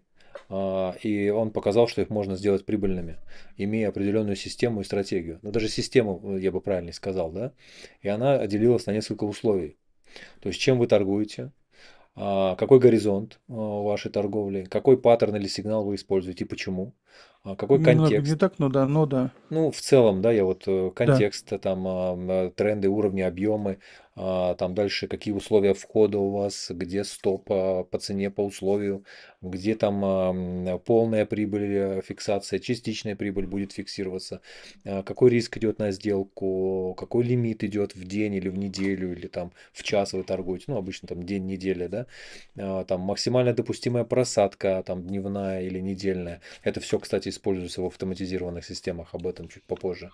Если есть, ну, вернее, как меняется рынок и условно переход рынка там в какой-то ситуации происходит смена, тоже тенденция, например, вы заходили по одним условиям и происходят там другие условия, уходит в флет. Что вы делаете в этот момент? И вот в целом, задав такую структуру, ему удалось абсолютно всех, насколько я помню, и понял, новичков сделать прибыльными. Но они не Да. использовали никакие эмоции, они тупо, как роботы, выполняли то, что им говорят. Но они не могли Они другого следовали делать. стратегии. Да, они Они другого делать следовали не могли, стратегии. потому что там с палкой стоял сверху, условно говоря, сделал вот так. У него не было вот этой истории, они не знали ничего о рынке. Это, наверное, было их преимущество. Вот я тогда немножко расскажу. У Гоши в чате в закрепе есть книга «Стратегия черепах». Вот надо Трейдинг, да, прочитать ее, кстати. черепаший трейдинг. Он закреплен. Я его туда А там ссылки, давным-давно поместил. там не, там все ссылки, мне кажется, их уже там нет, потому что, мне кажется, они все были битые. Да? По-моему, я их Нет, ну поубирал. битых точно не было, потому что я это Не-не-не, туда поставил. они все, что с ними произошло, По-моему, я их убрал. Надо проверить. Если нет, ну, если они больше не попадают. Хорошо, я его тогда сегодня туда обязательно добавлю. Плюс у Да. меня на Бусти есть несколько видео. Набирайте в поиске черепахи, черепах и так далее, и вы все это найдете. Там есть черепаший суп, трейдинг, черепаший трейдинг, трейдинг по стратегии черепах и так далее. Там их несколько видео есть. Основная суть всего сводится к тому, что люди торговали очень строго по стратегии. При этом люди никакого отношения к трейдингу не имели, он просто хотел доказать о том, что из любого человека можно сделать трейдера. И он это сделал. Из них, из всего вот этого состава, по стандартной, скажем так, схеме только 20% стали трейдерами, остальные с рынка ушли. После первых же сделок ушли. А вот 20% остались в рынке, и многие из них стали миллионерами и продолжают эту стратегию и обучают этому людей и так далее. Черепаший трейдинг, он так и называется. Там в некоторых чатах, там, по-моему, даже разносили эту книгу, я видел. Прекрасная Надо, история. я ее, да, я ее прикреплю туда. У них была очень четкая стратегия, когда они должны покупать, в какое время продавать на начало торговой сессии, в конце торговой сессии, какие паттерны применять, по каким сигналам заходить, какие потери были допустимы. Кто ушел из 8, вот эти 80%, кто ушел, кто не смогли в себе сдержать неправильную третью, четвертую сделку. После четвертых сделок обычно бросали и не стали торговать. А тот, кто слепо следовал стратегии, они продолжали выходить в плюс и в итоге зарабатывали большие деньги, потому что они просто торговали по стратегии. Отсюда возникает вот ваш эфир, вот то, что мы сейчас смотрим, система стратегия. Второй вопрос. Почему даже адекватная стратегия в руках эмоционального человека превращается в слив? Нетерпение. Человек не может терпеть. Он не может, ну, скажем так, некоторые люди не могут в себе сдержать страх потерь. Это раз. А во-вторых, смириться с потерями. Очень для многих $100 – это деньги, которые в рынок приходят. И не могут этого сдержать. И теряя деньги, они просто уходят. Вот это и есть потеря. Вот называется зафиксированные потери. А тот, кто продолжает следовать стратегии, торгуют, те действительно зарабатывают. Зарабатывают много. Считаете ли вы, что большинству людей лучше стать инвесторами, а не трейдерами? Ну вот я сказал, что спекулянты. Мы не трейдеры. И к этому надо так относиться. Не бойтесь слова спекулянты. Ну да, я спекулянт, и что? Вы не являетесь трейдерами, потому что вы не знаете ничего из трейдинга. Ну просто ничего. Поэтому вы спекулянты. Вы пришли на этот рынок недавно, вы не учились, вы не обучались, не понимаете. Поэтому ничего страшного нет в этом. Ну да, спекулянт, я пришел заработать деньги. У меня есть $100, я хочу из них сделать 200, 300, $500. Нормальная спекулятивная позиция. Это нормально. Но никак не трейдер и точно не инвестор. Инвестор – это смешно. Да, опять же, я говорю, никто не вкладывался в криптопроекты. Вот если вы создали свою монету, вы ее развиваете, вы движете рынок, ну, поделитесь этим, пожалуйста. Мы будем просто в ладоши хлопать и говорить, какой вы молодец, и гладить по голове периодически. Ну да, если ты зашел в криптопроект как в стартап какой-то, то, наверное, тоже можно назвать тебя инвестором. Но если мы говорим о альткоинах, я бы здесь инвестиционные стратегии бы не использовал. Но мое мнение уже давно по этому поводу понятно. Потом об этом поговорим. А сейчас, наверное, следующая история. Это то, что касается обучения, наверное, и окружения. Вот. Ну, вы уже, наверное, частично коснулись этого вопроса, и я здесь тоже вас в большей степени поддерживаю. Что касается всяких так сигналов, слушания различных голов, в том числе это касается и меня, и кого угодно. Как отличить полезное обучение вот от различных проектов инфо-цыганских и так далее, и насколько окружение ну, вот, для трейдера имеет значение. Я имею в виду наставничество или общее комьюнити. Ну, собственно, вот комьюнити я создавал, потому что, кстати, не было окружения. Именно поэтому это не было идеей бизнес или каким-то там какой-то историей. Это было именно для того, чтобы общаться с теми, кто тоже увлечен этим. Вот, как у вас с Превратить этим? любое комьюнити в обыкновенную помойку Тоже очень можно. легко. Тоже можно. Таких примеров очень много, все их знают. И этот пример помойки, он каждый день туда люди заходят. И в таких обычно комьюнити прекращается общение по крипте, там друг друга троллят, хамят друг другу, по матушке вспоминают. У них все плохие, а они хорошие. Это плохой комьюнити. В таком комьюнити вы никогда ничего не научитесь. Потому что, во-первых, если вы задаете вопрос, а вас посылают по матушке, или вам накидывают того на вентилятор, чего накидывать нельзя, и при этом это все поддерживается, скажем так, администрацией таких чатов, ну, это комьюнити просто, ну, все, ну, оно не для обучения. Ну, Если, как раз вот з- тут и вопрос. Есть же всякие да, закрытые истории, да, вот, где... да я и хочу и продолжить. Дальше закрытые. Закрытые, если вы заходите, например, в закрытые, решили, вот я хочу научиться, у меня вот есть там $100, нашел комьюнити, где за $100 вход. Вы туда зашли, и вы видите, что там я с утра почистил зубы, съел круассан, сел в красивую машину, поехал кататься вдоль пристани, одно место выставя. Э, Это не комьюнити, здесь ничего не научитесь. Это закрытый чат для того, чтобы потратить деньги. Как найти умное и хорошее? Например, вы взяли умную книгу. Ну, если вы действительно хотите, кто-то чего-то хочет научиться, нашли умную книгу. И в этой умной книге прочитали из 500 страниц, из 600 страниц, из 1000 страниц, выделили для себя что-то необычное и суперважное и хотите найти по ней информацию, если вы нашли по ней информацию и дальше продолжаете развиваться, и вас это устраивает, и вы это можете применить в трейдинге, вот это положительная составляющая. А если вы хотите, чтобы вам дали сигнал, вот здесь я зайду, здесь я выйду, и я здесь заработаю много денег, и при этом за это ничего не будет. Например, я давал монеты, по которым можно было заработать деньги. Например, мне постоянно прилетает за тот же самый ЗИ, например. Я людям говорю, а вы на график посмотрите. Когда первый раз я показал ЗИ, мы ЗИ подняли на стриме на 50%. Задайте себе вопрос, как думаете, я на этом заработал? Заработал. Сколько было потом подъемов, посмотрите на этот ЗИ. Как думаете, я на каждом этом подъеме заработал? Я же не говорю, где я захожу, по какой цене и по какой цене вышел. ЗИ я продал давным-давно, до ее падения. До того, как проект был закрыт. Я увидел информацию о том, что началась ругачка внутри проекта, я вышел из этой монеты, как мне товарищ сказал, ну ты же купил-то дороже. Я ему сказал, ты знаешь, сколько я заработал на этой монете? И так другие монеты, каждую монету возьмите. Вы посмотрите на график. В каких-то монетах я зашел и вышел. В какие-то монеты я показывал, что на них можно заработать. Мало того, я же еще раз каждый раз говорил, я эти монеты, все, которые показывал, всем рассматривал, которые меня лично интересовали, на которых можно заработать. Например, Сера.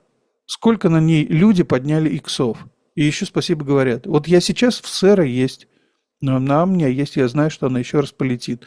Все говорят, Фил твой дурацкий не летит. Но, во-первых, он не мой, а с другой стороны, я точно знаю, что Фил заработает. Почему? Потому что уже у них есть информация о том, что раньше они предоставляли только людям, вернее, как раньше они предоставляли только промышленным предприятиям очень крупные дата-центры для того, чтобы хранить информацию, передавать информацию. Потом они начали это предоставлять людям буквально 2,5 или 3 месяца назад.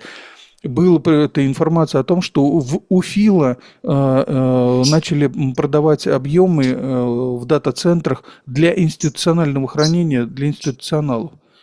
Мне пишет человек в чате, но у них же столько было разлоков, они столько напечатали. Я опять ему отвечаю. Представь себе, сколько информации у них есть, сколько им нужно этих монет. Они, если, например, монета будет стоить $1000, она будет никому не нужна. Но если вы на монете можете заработать 10 иксов, да радуйтесь, 5 иксов, радуйтесь, 3 икса, радуйтесь. Вы пришли, чтобы заработать, к примеру, со $100 300. Это 3 икса всего лишь. Вам что, мало, что ли?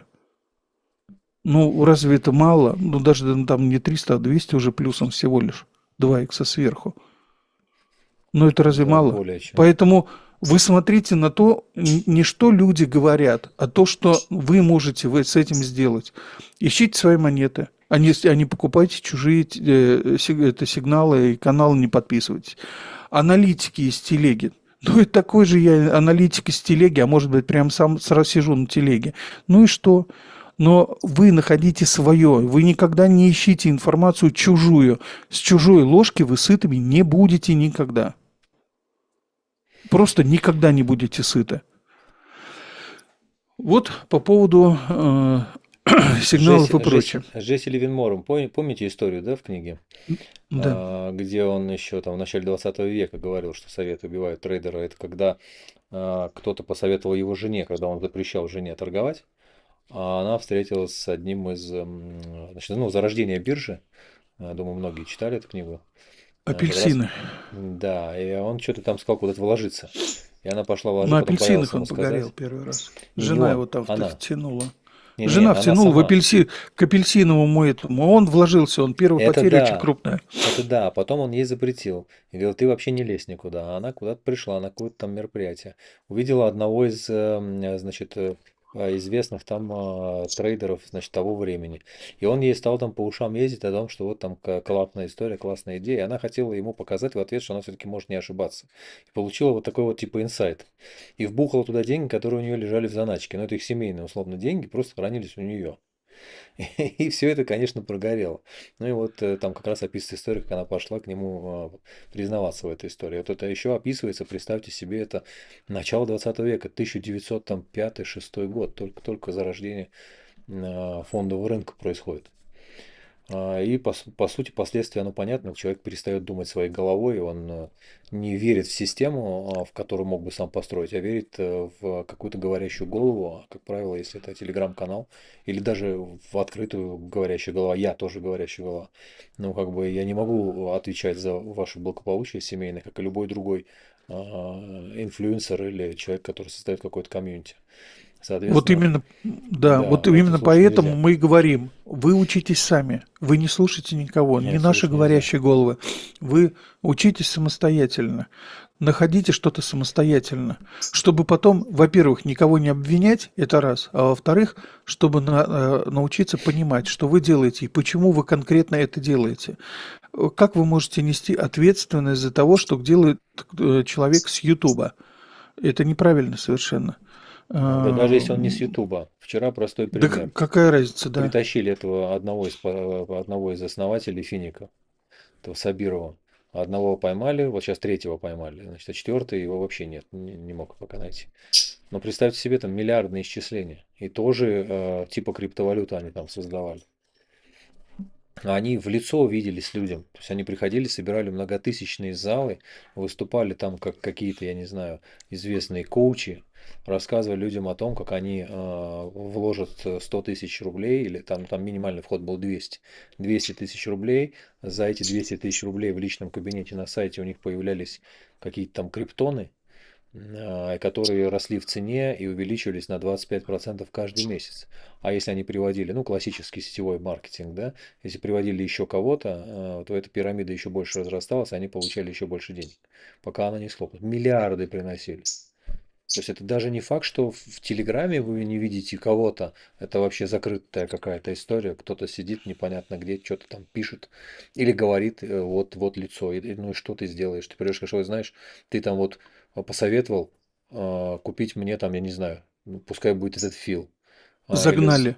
да, посоветовал купить этот фил. Но я не посоветовал, я сам его купил. условно. И я его купил Вы меня сегодня. загнали в эту монету, я потерял все Да, деньги. да, Ну, вы вы меня, меня как я тебя загнали, загнал да. в эту монету? Я что, взял тебя за, извините, причинное место, притащил, засунул в фил. Что я сделал? Ну, это раз. А Засунул там фил, реально да. люди пришли, и причем, знаешь, как деньги отдавали? Я обалдел, это вчера по России 24 показывали. То есть приезжал вечером человек, представившийся трейдером. Вот вдумайтесь в смысл.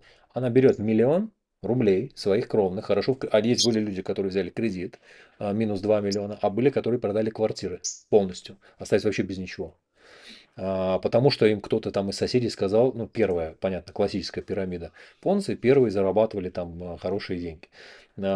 Вечером приехал к дому, она вышла из дома и передала в конверте без бумаг, без какой-то юридической базы вообще в целом. Просто передала пакет денег. Человек, который пристраивался, меня там зовут условно Анатолий, я трейдер, Класс. криптотрейдер. Вы можете себе представить? Трейдер. Я вчера смотрел, и это все происходило недавно, потому что я помню еще эту историю, один из моих ну, родственников, близких, у него большой бизнес, он мне говорит, у меня бухгалтерша попала, ты знаешь эту историю? Ну, знаешь, что я как бы в крипте, нет-нет, ты разбираюсь, я говорю, знаю, конечно. Я говорю, а что она сделала? Говорит, 2 миллиона попало. Одна из его бухгалтерш, там несколько отдел, отнесла 2 миллиона вот в это финика. Я говорю, сумасшедший, что ли? Я говорю, ну, хоть спросила бы у тебя. Он говорит, ну, вот так. Это было там, мне кажется, еще в начале там постпандемии или прямо перед пандемией. Так что никакие каналы, никакие люди, никакие инфлюенсеры не могут нести ответственность за ваши действия. Вы не сможете это делать. И, кстати, возвращаясь вот к этой истории. Для меня что было бы интересно, и что вот я лично, как простой обыкновенный трейдер, вот я там нахожусь с другой стороны, условно, камеры, неважно, я не какой-то там гуру-миллионер, который там фондами ворочит. Вот для меня было бы, как для пользователя, интересно. Я бы на самом деле сейчас, мы попытались это сделать, не закончили, закончились ресурсы, но я вернусь к этому в любом случае. Историю, когда мне тоже не нужен будет график, он в целом не нужен. Когда у тебя, представьте себе, платформа, которая, значит, в целом ее внешняя часть, ее управление связано исключительно с риск-менеджментом, то есть ты отталкиваешься от риска. У тебя туда подключено Smart Database, это база данных блокчейна, которая пишет каждую хэш-функцию, не давая возможность никак изменить события там, положительного или отрицательного характера, я имею в виду на сделках. И у тебя внутри мультисервисная архитектура, построена из модулей. И каждый из этих модулей отвечает один, например, за спот, один за фьючи, один за опционы, и они между собой еще и взаимодействуют. Большая часть на математических алгоритмах, а поверх них еще и обученная специальным датасетом FinGPT модель, которая учится и дополняет принятие определенных решений. И каждая сделка проходит этап обязательно тестирования, то есть на бэктестах, получения определенного винрейта, получение определенного коэффициента шарпа, после чего выходит на боевой режим. Вот такой бы инструмент на самом деле, вот я бы, наверное, его использовал. Если бы я понимал, что, например, за период там, последних там, 3 месяцев мне Smart Database показывает результат там, 4-5% на вот этой стратегии. Или там 10% вот на этой стратегии. Ну, в зависимости от риска прибыли соотношения. А вот этап, когда я только начинал и действительно подписывался на телеграм-канал и пытался там торговать, для меня тоже закончился не очень хорошо. Слава богу, не крупным депозитом, но не очень хорошо. Поэтому здесь нужно учиться, как правильно сказал МС, а не пытаться э, слушать Вот, других. да, Дмитрий пишет, может, инфлам вообще не стоит упоминать проекты. Ах да, тогда нет контента. Смотрите, мы можем не упоминать вообще ничего. Вот сегодня мы не упоминаем вообще эти монеты, кроме одного биткоина, о нем говорим. То, что я упомянул монеты, за которым мне там прилетает, ну, они были уже объявлены. Но как можно не упоминать? Например, выходит хороший проект. Проект хороший имеется в виду на начальном этапе, который имеет хорошую белую книгу, который имеет хорошую стратегию, который имеет хорошие, скажем так, перспективы. Мы не знаем, его уничтожить завтра. Может, это все пыль в глаза, мы не знаем. Но на данный момент, в данную минуту, в данную секунду, это хороший проект. И если нас это что-то интересует, и мы считаем нужным об этом сказать, любой инфлюенсер, любой ютубер, любая говорящая голова об этом скажет. Например, Если есть монета, на которой реально можно вот сейчас заработать, потому что она показывает все признаки, к примеру, будущего падения или будущего роста, на котором можно заработать, почему это не упомянуть? Но это не является действующей силой для того, кто слушает. Потому что если ты услышал хорошую монету или плохую монету, или вообще что-то с экрана, это не является сигналом к действию. А если вы действуете по указке другого, то, извините, по чужой, опять же говорю, с чужой ложки вы сытыми никогда не будете, с чужой ложки. Ешьте своей ложкой и упоминайте свои проекты. Вы услышали, да, восприняли, да, такая информация есть. Как ее нужно слушать? На что, например, инфлюенсер обратил внимание, почему, по его видению, данный проект хороший? Вернемся к плохим проектам. Например, плохие проекты, тот же самый Konami Network, который был. Это был проект, который набрал команду второй раз. Собрались для того, чтобы начинать развивать проект. При этом пригласили очень хороших и известных инвесторов, которые создавали тот же самый MetaMask. Это уже показатель, что это хороший инвестор, он был участником создания MetaMask. Он принес деньги в проект. А потом они все поняли, что они не смогут вытянуть этот проект, и им нужно с кем-то объединиться. Они объединились со структурой JET. Это система, которая оплачивала туристические поездки, билеты, авиабилеты, отели и так далее. И в итоге JET сказал, а нам крипта не нужна, потому что через нее мало платят. И через 3 месяца они развалились. Но задумка-то была хорошая. Это не значит, что проект был плохой. Или Heaven Protocol. 3 команды собрались в нем, работали в нем, зарабатывали в нем, на нем деньги, я на нем это в какой-то момент времени немножко даже заработал. Да, я на нем так же потерял, как и все, но я верил в этот проект. Почему?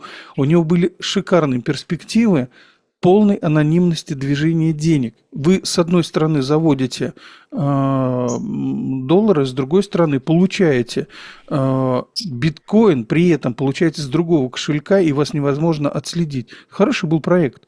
Точно так же вывод денег. Вот, например, все сейчас сталкиваются с тем, как мне вывести деньги, чтобы не заметили движение в моем этом. Так проект и работал. С одной стороны, заносили, например, биткоин или эфир, или Solana, а с другой стороны получали уже доллары USDT. И это можно было выводить на кошелек, но при этом не было факта продажи или каких-то любых действий, манипуляций с криптой. То есть вас не могли поймать на этих действиях. Хороший был проект. А закончилось чем? Пришел хороший хакер и обобрал всю эту команду. Но при этом команда не стала развивать проект. Она даже не хотела этого делать. Что она сделала? Она сделала exit pump на 10 иксов и закрыла проект. Она просто в один день объявила. При этом я общался напрямую с одним из человеком из этого проекта, который говорит, у нас все хорошо, мы справимся. И он это говорил до последнего дня. И закончилось чем? Все, и я тоже, в том числе, тоже на нем потерял деньги. Но я потерял немного. Почему? У меня в этих всех проектах было внесено не более, вот конкретно в Heaven у меня было от общей суммы кошелька чуть больше 4% всего. Так что ничего, для меня это не является потерей. Да, это неприятно. Было ли для меня это ощутимо? В какой-то момент было ощутимо, да еще и обидно. Потому что хороший проект угробили. Не потому, что там вот так вот было. Можем говорить о чем? О других проектах, которые были супер хорошие, у которых были кредитные карты, которые работали с банками, которые получили и бан могли делать. И чем закончилось? Ввели новый закон МИКа, и на этом было все убито. Очень многие криптопроекты сейчас просто пропадут с рынка. Они сейчас деньги забирают с рынка, но в итоге сейчас по закону АМИКа о том, что будет контроль перевода денег, например, в Евросоюзе, эти проекты умрут. Вот и все. Поэтому надо к этому относиться всегда очень боязливо и не заносить все деньги в один проект, не влюбляться в проекты. Некоторые безбашенные головы, совершенно тупые, скажем так, головы, они вкладывают все деньги в один проект. Ко мне многие обращались и говорили, я хочу на все деньги купить вот такую-то монету. Не буду ее называть, чтобы просто человек сейчас сидит, я знаю, что он сейчас сидит у экрана и кает. Он занес в этот проект все свои деньги. Этот проект сейчас упал не просто на 90, он упал на 99,9%. У него от его денег, $300, которые он туда занес, осталось $3. И он каждый день грызается, там сидит на этот проект, там с ним пытается в чате им писать. И вот, ну, вот так, да. Они ему пишут, он им. Ну, у него просто уже день так начинается, он написал гадости, ему сердцу радость. Поэтому Кстати, надо всегда относиться не влюбляться в проекты и быть аккуратным, осторожным. кстати, по поводу нет контента, ну почему же его нет? Я, например, альты смотрю поскольку. Я говорю об этом уже очень давно. Это только на заре моей увлеченности торговли именно на этом рынке, ну, на крипторынке, я имею в виду. Я торговал альты и закончилось это плохо. А, Не очень хорошо. Поэтому после этого альты, они перестали быть интересны вообще, и это не значит, что нет контента. Контент может быть любой другой, какой угодно, хоть истории рассказывать. Вопрос не в контенте, а в том, что большинство инфлов, наверное, правильно написано, что аудитория, вот Дмитрий пишет, видит в них экспертность, а большинство, большая часть, я вас уверяю, эту экспертность получила благодаря этому инфлюенсерству. И это 100%, потому что когда ты готовишь какой-то контент, ты этому учишься. Ты находишь комьюнити вокруг себя, которое учит тебя. Меня так многому научили, тот же МС, и не только. И это факт. Я понимаю, что не о нас, я говорю в целом, большинство из них учатся на ходу также. Потому что эксперты, еще раз говорю, вы к ним не достучитесь, вы их не найдете. Мне просто посчастливилось, я когда увидел, кто передо мной сидит, и мне его представили, кто это, он рассказал, что это за что они делают, и я еще поговорил с их бездевом, это были просто части из огромного конгломерата, я обалдел. Я говорю, где вы его нашли? Люди, не связанные вообще с трейдингом. Я говорю, где вы этих людей нашли? Оказалось, что они нашли на какой-то там, на каком-то голодном восхождении. И это голодное восхождение, в нем участвовал вот этот вот доктор, как его зовут, кардиолог, который ведет все время эту передачу про сердце. Я забыл, как это, Мясников. С доктором Мясниковым поднимались на Эльбрус, и по дороге один из этих вот совладельцев там шел. Люди вообще не связанные с трейдингом. И вот так меня познакомили. А так вот, чтобы на улице или кто-то сидел перед камерой и рассказывал о том, что он работает в проб-компании, ну, это редкий случай. Это можно добиться. Вот у меня есть такая, честно говоря, некая, не знаю, мечта или цель попробовать сделать подкасты с людьми, которые работали внутри этих компаний. Потому что не все они будут интересны. Пока мы делали проект, я сталкивался, например, говорил с бездевом Финамо. Я с этой компанией, и с его бездевом, и с кто бы там ни был в этой организации, вообще встречаться не хочу. После того, что я от них услышал. Вот, с этими людьми, ну, как бы это, их вот только в крипту засунь, и они будут как раз вот э, делать с людьми то, что делают многие там. А как же другая сторона, когда инфлы сами учатся и выдают себя за суперэкспертов? А не надо Подождите, выдавать себя за суперэкспертов. себя можно выдавать за президента государства Мумумбы, но вы же посмотрите на человека, общаетесь с ним и понимаете, что к Мумумбу он никакого отношения не имеет. Слушай, если ты не честен с Отсюда, аудиторией, с тобой тебя смотреть не будут рано или поздно. конечно, Тебя, конечно. ты просто тебя не будут смотреть. Если ты будешь сидеть и вот так вот пальцы гнуть и говорить, я там, знаешь, крутой. Вот я там вообще бог и царь в трейдинге. Но это будет глупость. Тебя не будут смотреть, я не поверю. Ты должен быть абсолютно Если, прозрачен. Если вы можете, например, общаться с человеком, вот, например, третий вопрос этого эфира. Насколько важно окружение, общение с трейдерами, выше уровнем, Вот. наставником и комьюнити? Помните, фильм был такой «Револьвер», и там была очень умная фраза. Если хотите поумнеть, играйте с умным противником в шахматы. Это теория шахмат. 1600 там, какого-то года, или 1764 года какого-то там. Насколько важно окружение, общение с трейдерами? Когда вы с человеком общаетесь, вы можете понять, насколько он компетентен или нет по тому, чему вы у него научились. Если вы научились фигне, ну, нехороший человек. Если вы от нему чего-то научились и что-то для себя узнали новое, то, что вам где-то пригодилось, или вы можете этим воспользоваться, каждый человек, вот я вам сейчас скажу очень умную психологическую вещь, которую меня раньше научили. Мне всегда говорили, каждый человек в твоей жизни – это обыкновенная ступенька. ступенька твоего развития. Если ты берешь что-то от человека, значит, эта ступенька делает тебя выше. Вот находите тех, кто будет для вас ступенькой. И не общайтесь с дураками. Ну зачем? Хотите быть умнее, учитесь с теми, кто умнее. При этом вы сами читайте, сами набираетесь опыта. Вот я всем в новом году желаю. Вы пришли на этот рынок, кто-то из вас уже умеет торговать, кто-то не умеет торговать, кто-то хочет научиться, кто-то не может научиться. Есть очень много материалов. Заходите, эти материалы ищите. Находите в Ютубе, в библиотеках, ищите электронные библиотеки. Вот у меня канал, этот, кто меня знает, там вот у меня есть Бусти. На этом Бусти у меня очень много видео выставляю. Я выставляю не все подряд. Я выбираю только то, где действительно что-то важное есть, и чему-то важному можно научиться. К Гоше зайдите, он каждый раз выставляет. У него же целый канал там был.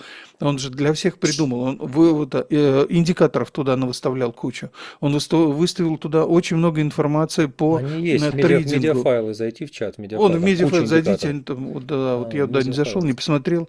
Видите, Они уже просто, да, некомпетентен. я собрал эту группу, запарился в эти разные темы кидать их, и она все время глючила. Я собрал обратно в чат, но в медиафайлах сохранилось все, что туда кидалось. Все, можно зайти, все получить. Там куча индикаторов. Там вот только книжки МС ушли, но добавишь ссылочку я сделаю. Да, если опять всего 10 человек зайдет, скачает, удалю что твою матери опять. Мне не страшно. На самом деле у инфлюенсеров можно по эфиру ответить сейчас чуть попозже. У инфлюенсеров много чему интересному можно научиться. Я, например, вот недавно для себя сделал открытие, что оказывается есть платформы, и я стал даже их тестить, по которым и есть люди, и мы к этому придем, когда один человек в лице одного человека сегодня будет строить целый бизнес, причем достаточно высокодоходный, Можно я высокоуровневый. отвечу вот сейчас на вопрос? Какой? Да Мгм. ладно, все эти пифагоры и прочее кодло, которые лидеры просматриваем в ру-сегменте, они же просто балаболы, заточенные на продажу индикаторов и курсов, слепленных на коленке и рифок биржевых. Я отвечу по очереди. По поводу Димы Пифагора. У него хорошие индикаторы есть. Во-первых, у него индикаторы, которые работают. Если вы не можете ими пользоваться, они вам не помогают, значит, вы либо не разобрались, либо Либо вы они вам не делаете что... подходят просто и все. Либо они вам не подходят, вы не то смотрите, либо вы не знаете, как ими пользоваться в принципе вообще. Это не значит, что Дима Пифагор плохой. Это точно так же, как вы пошли сделать себе сборную солянку, а в итоге все на это накидали кастрюли, и оно там сварилось, и вы попробовали, сказали, фигня. Вот то же самое по поводу Димы Пифагора. Это раз. Во-вторых, Дима Пифагор трейдер. Дима Пифагор заработал деньги. Он реально заработал деньги. И вы не можете сказать, что он их не заработал. Это факт, стопроцентный факт. Если человек заработал деньги на трейдерстве, это значит, что человек в этом понимает. Но вы, значит, в нем немного не разобрались. Разберитесь. Продажа индикаторов. А почему его труд не должен оплачиваться? Не, стоп. Вот у меня тоже есть индикатор. Не-не-не, вот подождите, Чтобы сделать я этот отвечу индикатор, сначала. ушло несколько Гош, месяцев и оплата программиста. Я делал его для себя. давайте до этого я отвечу, и Все. вы ответите, пожалуйста. По поводу Димы Пифагора, он сделал индикатор, он их доработал. Вот, например, у нас в чате, у меня лично давно в чате был человек. Он написал свой индикатор. Хороший, супер, замечательный. Он его и почему-то сильно не продвигает, он почему-то не двигается. Но он хороший человек, он хороший программист, у него правильно пришита голова. Но это не значит, что его индикатор плохой, если вы им пользоваться не можете. Или, например, он затратил время, он затратил свои знания для того, чтобы эти знания с вами поделиться. А почему он должен дешево все это делать? Вы идете в пекарню, хотите себе купить вкусный круассан, вам его же не дают бесплатно. То же самое и тут. Вы пришли в трейдинг, и если вы в трейдинге не можете заплатить за работающий инструмент, а индикаторы это инструменты, то либо вы не туда пришли, либо вы не то делаете совсем, совершенно. Потому что, очень странно, вы хотите заработать, но при этом не хотите тратить деньги ни на свое обучение, ни на индикатор. Это плохо. По поводу остальных лидеров в ру-сегменте. Я могу сказать по поводу, например, других людей, которых в хвост и в гриву дуют за то, что они там впаривают монеты явного скама, которые, ну, явно скам, и за которые им заплатили. Есть такие люди, заплатили. Они их все знают. Так не ходите к ним, не слушайте вы эту фигню. Все. Есть, например, определенные люди, которые, ну, плохо в этом разбираются. Но есть профессионалы, высокие профессионалы, замечательные люди, профессионалы. Но это не значит, что профессионал не должен где-то там ошибиться или там где-то там попасть на определенные вещи. Все совершают эти ошибки. Вы думаете, у профессионала 100 на 100 прибыль, что он вложил 100%, 100 получил с каждой сделки? Люди теряют. И даже профессиональные трейдеры теряют. Возьмем того же самого Дэвида Пола. Он сказал, для нас приемлемая потеря в районе 23-27% от сделки. Приемлемая потеря для них, для институционала. Я когда первый раз услышал, я думаю, нифига себе. Интервью выложено, можете посмотреть, бесплатное. Там оно можно зайти посмотреть интервью Дэвида Пола. Он об этом говорит, он говорит, как работает институционал, и он говорит, что да, есть сделки, в которых они теряют. Но он сказал следующее, что у нас есть 20 сделок, из которых прибыльными являются на сегодняшний день 12, но и все эти 12 сделок покрывают потери предыдущие и зарабатывают в несколько раз больше того, что они потеряли и имели первоначальный депозит. Все зависит от того, как вы смотрите на эту сторону. Смотрите правильно, ну или поменяйте немножко мнение. Плохих не смотрите, которые вам будут рисовать стрелки в небо и говорить, у нас Тузумон, ну, относитесь к этому скептически, у нас нет Тузумона. У нас он будет чуть попозже, там в ближайшее время начнется. Да тут даже дело в другом. Есть очень много инфлюенсеров, которые занимаются другим вопросом. Например, машины обозревают. Просто смотрят машины. И заодно у них есть компании, которые эти машины продают или привозят из-за границы. Ну и что? Есть разные пути привлечения лидов. Кто-то делает это через личный бренд или бренд своей компании, кто-то покупает эту историю. У кого-то работает там, я не знаю, Яндекс.Маркет. По-разному. А есть те, кто понимает, что приходят и тратят на это время, вы попробуйте. Просто когда вот говорят, еще раз, все эти инфлюенсеры, они там делают только чтобы это делать. Вы попробуйте просто вести канал. Я это говорю всем. Ну Просто да, возьмите и попробуйте. поведите телеграм-канал хотя бы. Каждый день. У меня 2 телеграм-канала. Один не связанный с трейдингом. Каждый день попробуйте делать там посты, готовить к ним контент. Это еще я плохо занимаюсь этим, на самом деле. Контент Давайте должен быть дальше пойдем. другой. Да, это достаточно большой труд, и нужно это уважать. А что касается индикаторов, это целая работа. Сегодня, например, есть множество других, вот я начал об этом говорить, инструментов, которые я нашел через инфлюенсеров, и да, у них можно купить этому обучение. Ну, обучение почему у них можно купить, а можно нет, ты должен сам понять, тебе здесь это купить или найти самому. Сейчас, я закончу просто мысль. Ага, Обычно простите. инфлюенсер аккумулирует очень много разрозненной информации, если он хороший инфлюенсер, в одну кучу. Вот я попробовал делать когда-то курс, когда у меня просили на заре этого канала. Я налепил там все, что знал, но поскольку я хреновый методист и еще хуже редактор, ну так уж получилось. Это получилась какая-то смешанная комканная херня, куда я накидал все, что я знал. И вот пытался это все показать. Мне это не понравилось. Я все это снес, всю эту работу. Я 4 месяца на это потратил. Я все это выкинул. И понял, что если я бы делал сейчас школу или какую-то академию, то, наверное, я бы это делал не один. То, наверное, были бы ребята с финакадемии, это были бы ребята с профкомпаний или с банковского кластера, это были бы ребята из высшей школы экономики, инвестиционной направленности, да, магистратуры. Потому что сам бы я бы один это не делал. И вот там бы я собрал историю, весь свой опыт, переложил бы это, саккумулировал бы и сделал бы большой бы академический курс. Но это был бы не курс, а образовательная программа, а не просто какой-то курс. Вот тогда бы, да, это был бы бизнес-проект. По-другому курс можно в Ютубе, есть даже раздел «Курс». Сел, кучу вещей напихал, и все. Вот сегодня есть классная Вот история. курс. Вообще, он написал что-то, да, человек, вы суть не улавливаете, хороший трейдер. Я вот хотел ответить на этот Продажи вопрос. нет. А чем ему заработать? Ну и что хороший, и что продажи? Это никак не связано. Как Нет, это должно быть вот связано?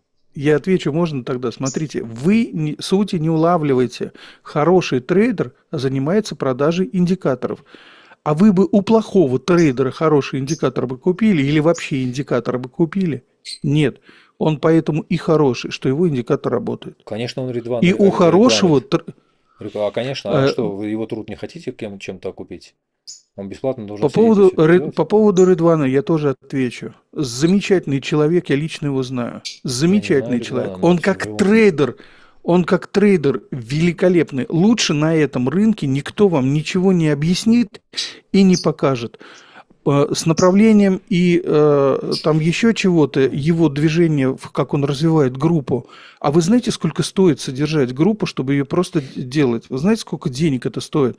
И если к нам приходит, ко мне, например, приходит рекламодатель и говорит, мы разместим у вас фигню.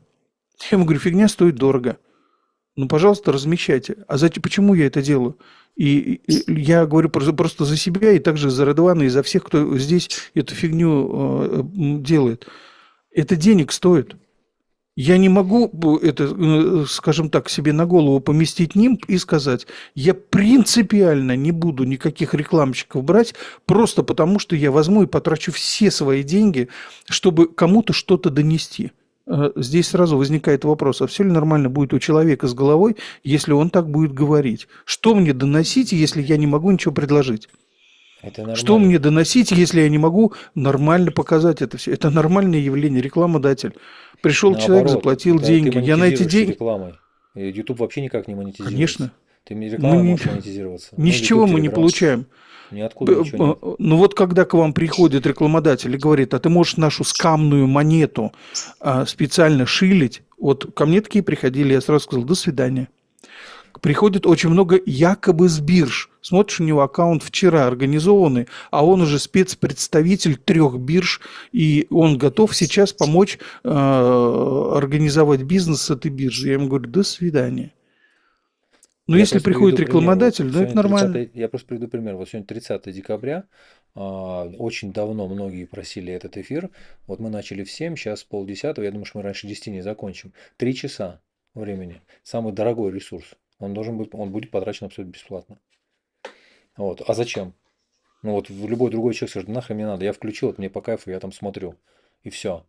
Он абсолютно будет бесплатно Мы потрачен. Zoom оплачиваем также. Никто не зайдет и не кинет тебе донат на крипто или трейдинговом канале. Если ты выставишь я уже видел таких трейдеров, у которых там собирают там на что-то, там, не знаю, на Lamborghini, как вот делают блогеры travel, у них там куча всяких там QR-кодов везде висит для того, чтобы собрать донат. Ну, понятно, им нечем монетизироваться, либо рекламой они монетизируются, либо донатами. Трейдер вроде бы как бы зашквар, да, сидеть и там собирать деньги на донат, если ты там трейдишь на рынке. Но условно, ты трейдишь и твои деньги, которые ты тратишь в отдельное время, или деньги, которые ты зарабатываешь, тратя на медиаресурс. Какая разница? Я считаю, что Значит, это вы вообще, ну, пишете... человек, который не понимает этого, я думаю, что это очень неправильный подход вообще Человек к пишет, жизни. значит, вы не дорожите своей репутацией, если фигню за деньги размещать готовы. Почему фигню? Почему Подождите, фигню? в каждом своем стриме, в каждом общении с людьми в чате мы говорим, вся реклама – это мусор и скам 100%. Нормального ничего не рекламируется. Переходите по этим ссылкам, ни в коем случае не ходите, плевать на них, на всех. Мы это говорим. Но если человек приходит... Это не совсем правильно, МС, я вот сейчас ты закончишь, я Да объясню. это постановка вопроса неправильная. Я об этом и говорю, что это неправильно. Вы Смотрите, проверяете всех по финансов. Подождите, к вам приходит точно такой же партнер ваш, но рекламодатель для меня не партнер. Он мне заплатил деньги, я выставил, но я выставил и через там 4 часа все это удалил, потому что так было договорено. не путайте рекламный контракт с амбассадорством. Вот есть Конечно. понятие, когда инфлюенсер большой, и я вот знаю таких, да, ребят, к ним приходят уже в качестве не просто рекламного контракта, условно он будет рекламировать там какой-то энергетик, а к нему приходят как амбассадора и говорят, смотри, у меня есть криптобиржа или криптообменник, вот возьми его, изучи. Он его берет или с командой, или сам, изучает, смотрит, что это такое, что за люди, кто пришел, где размещены. Ты можешь собрать всю информацию, которая тебе нужна. Можешь узнать, что это где-нибудь в Сингапуре в столовой, или можешь узнать, что это в Дубае в каком-нибудь бизнес-центре офис. Ну, как бы не надо много ума для того, чтобы это понять. Сегодня и агенты правильные на правильных платформах творят чудеса, которые вы даже не в состоянии в них поверить и понять. Я могу просто словами за 3 часа сделать себе мобильное приложение, на которое у меня бы ушло несколько миллионов рублей еще несколько лет назад и куча времени. Я могу это сделать за 3 часа, словами, голосом собрать мобильное приложение. Оно будет летать. и в нем еще искусственный интеллект будет. Это то, что я не договорил. Я могу своего бота собрать через фреймворк n8n, который будет мне каждый день разбирать весь рынок вдоль и поперек, включая он-чейн показатели. Или готовый фреймворк взять. Мне даже уже это не нужно. Сейчас уже не нужно в инфлюенсеров слушать. Вы можете зайти на специализированную платформу, скинуть датасет из TradingView и получить анализ. Это я потом обязательно это покажу. Я не буду даже, нечего тут скрывать. Это уже все сделано на другом уровне. И когда человек вам говорит рекламу, еще важно, что он не может монетизироваться, если он будет рекламу, какую-то херню в рекламе рекламировать, это раз. Во-вторых, если он рекламирует какую-то херню, он говорит, это реклама, ребят, не обращайте на него внимания. Но, как правило, если это длительный контракт, то это хорошая реклама. Но если мне сегодня на канал придет Альфа-банк и будет рекламировать Альфа-инвестиции, почему я не могу их рекламировать? Конечно, могу. Если это будет Тинькофф, конечно, могу. Пусть лучше Сбер придет, там побольше платит. Да пофигу, кто бы не пришел, никто на 5000 не придет. То есть Давайте на 7 переходить. Да, его нужно сделать не 5000, а там 500, тогда, может, кто-нибудь придет. Здесь все понятно. Почему нет автоматизации в бизнесе? Вы ее можете сделать. Я, кстати, недавно об этом узнал. n8n фреймворк, я стал даже его копать. Не надо знать никаких знаний по программированию. Это называется вайп-кодинг с автоматизацией. Вы можете автоматизировать что угодно или готовую автоматизацию взять шаблон. Вообще сейчас что угодно. Через ИИшку. Или не одну. Сейчас вообще какие-то чудеса происходят на рынке. Ладно, что касается, неважно, трейдерства или чего-нибудь еще, если это инфлюенсер, он тратит на это деньги, тратит свое время, тратит свой труд. И если есть варианты это монетизировать, потому что никто не принесет тебе и просто так донатами заваливать не будет. Понимаете? Но ребята при серьезном доходе от трейдерства брать рекламу потенциального шлака в группах, слушай, я уже не знаю. Чужие деньги считать не нужно. У меня нет серьезного дохода от трейдерства, у меня серьезный доход от бизнеса был. Я про другое хочу сказать. Для того, чтобы, например, написать хорошее видео, нужен хорошая машина, хороший компьютер. Для того, чтобы видео было нормальное, не лагало ничего, нужна хорошая профессиональная видеокарта. Вот у меня на том же самом бусте выставлены были донаты по поводу собрать на такую видеокарту. Людям нравился контент, который я выставлял. Мне помогли собрать на эту видеокарту. Я не в состоянии прямо сейчас был выложить, к примеру, на эту видеокарту там 150-200 тысяч. Нормальная карта. Это даже среднего сегмента, даже ниже среднего сегмента профессиональных карт. Мне пришлось, задрали цены на видеокарту. Ну куда деваться? Сейчас вот задрали цены на эти, как они, SSD и DDR-ки 5-е, 6-е, так мы уже тоже пытаемся там деньги набирать, потому что невозможно. Столько бешеных денег стоит для того, чтобы собрать нормальную машину, хотя бы рабочую станцию. Поэтому... Слушай, ноутбук я покупал для того, чтобы монтировать. Потом сейчас только до меня, наверное, дошло, что не надо было так делать. Я за 350 косарей этот покупал, этот М3, чтобы монтировать. Самый мощный взял, Макс. Хотя, в принципе, понимаю, что монтаж это отдельный вид искусства, и если ты делаешь какие-то storytale видео, то камера, даже если она крутая, вот iSlink у меня стоит, крутая камера для веба, она не пойдет для съемки storytale, да, то есть вот влог снимать с ней нельзя. То есть это нужно купить другую совсем камеру. Вот. Если у тебя ноутбук мощный, и ты сам собрался там Final Cut задрачивать вдоль и поперек, тогда одна история. Если нет, то тебе в любом случае потребуется нормальный ноутбук, чтобы хотя бы у тебя ничего во время стрима не висло. Чтобы программы нормально открывались, несколько закладок. Ладно. Давайте дальше пойдем. 7-й вопрос по эфиру. Попугай у меня, Гриня, привет. Попугай у меня, зовут Чуча, говорит Чуча и говорит Птича. 3 слова, закрыл ее тряпкой, иначе бы она тут разговаривала со всеми. Потом, может, прилетит сюда, сядет, говорит. Ладно, 7-я. Если у зрителя уже убит депозит, куча эмоционального груза, с чего начать перезапуск? Однажды, я уже в своем чате рассказывал эту историю и расскажу здесь. Это психологический момент, к нему надо подойти правильно, и с ним надо правильно справиться. Но у каждого трейдера бывает такой момент, когда вы слили деньги неожиданно. Это для вас тяжелая потеря. Руки трясутся, влажные ладошки, на вас навалился груз, вы не можете в себя прийти. С чего начать? Вот однажды у меня тоже так, на самом давно, очень давно это было, в начале 2000-х годов, прям в самом начале. Был у меня хороший учитель, кто мне это все показывал, рассказывал в то время. Я ему задал вопрос, он мне сказал, возьми небольшую сумму денег, прям очень небольшую.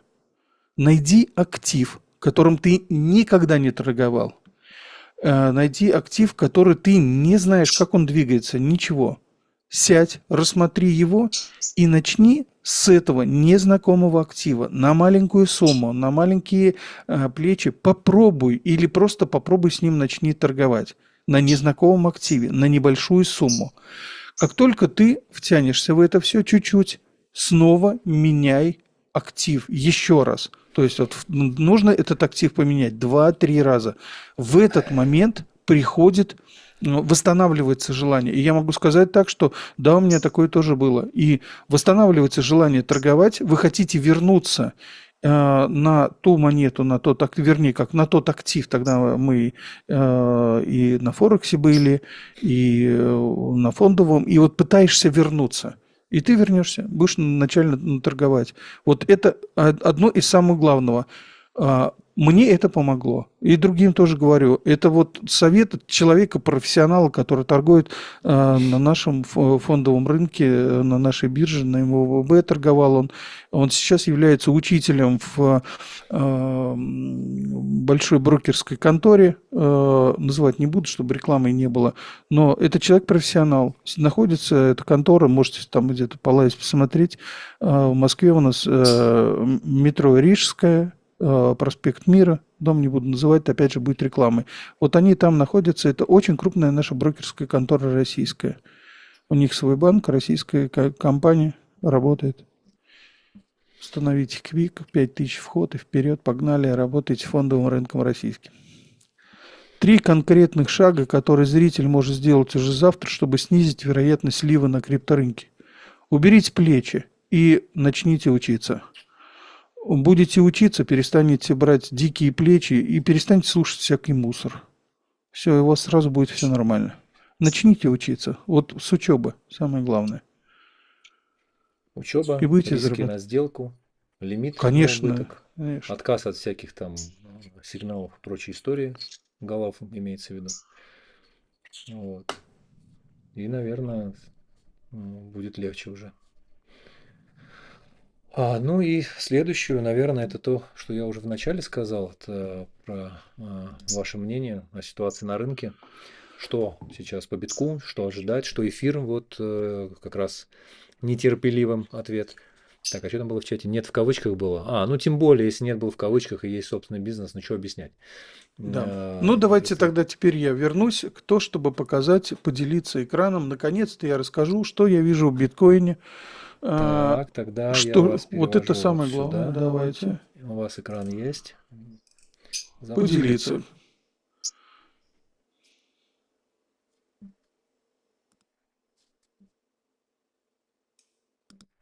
Так, всем видно экран? Да. Смотрите. Сейчас я повыключаю сцены. Сейчас, секундочку. МС, а то сейчас ребята будут видеть эти сцены. Сейчас я звук повыключаю, чтобы он не фонил. Я понял, почему там, скорее всего, было эхо. Наверное, звук дублировался в сценах. Сейчас 2 секундочки отрублю. У нас везде. Да, он из-за них и, видимо, тормозит. Слишком много сцен.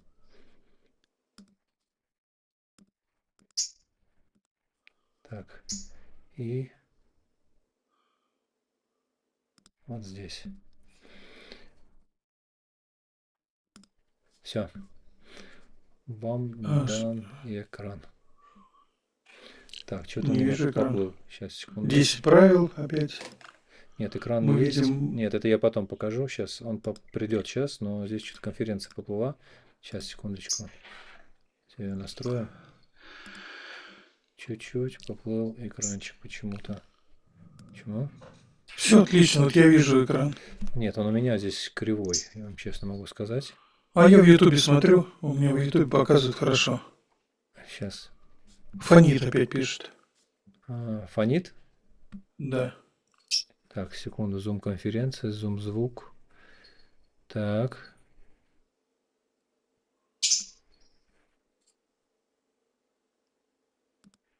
Ну скажите что-нибудь, МС. Сейчас МС слышно? 1, 2, 3, 4, 5, 6, 7, 8, 9, 10. С Новым годом. Желаю 1 000 000 денег каждому. Не фонит сейчас ничего? Сейчас фонит. Пишет, что у вас из-за смены экрана происходит фон УМС. Вот. Сейчас пишет все хорошо. Раз, два, три, четыре, пять, шесть, семь, Я восемь, сейчас девять, должен был 10. исправить эту историю.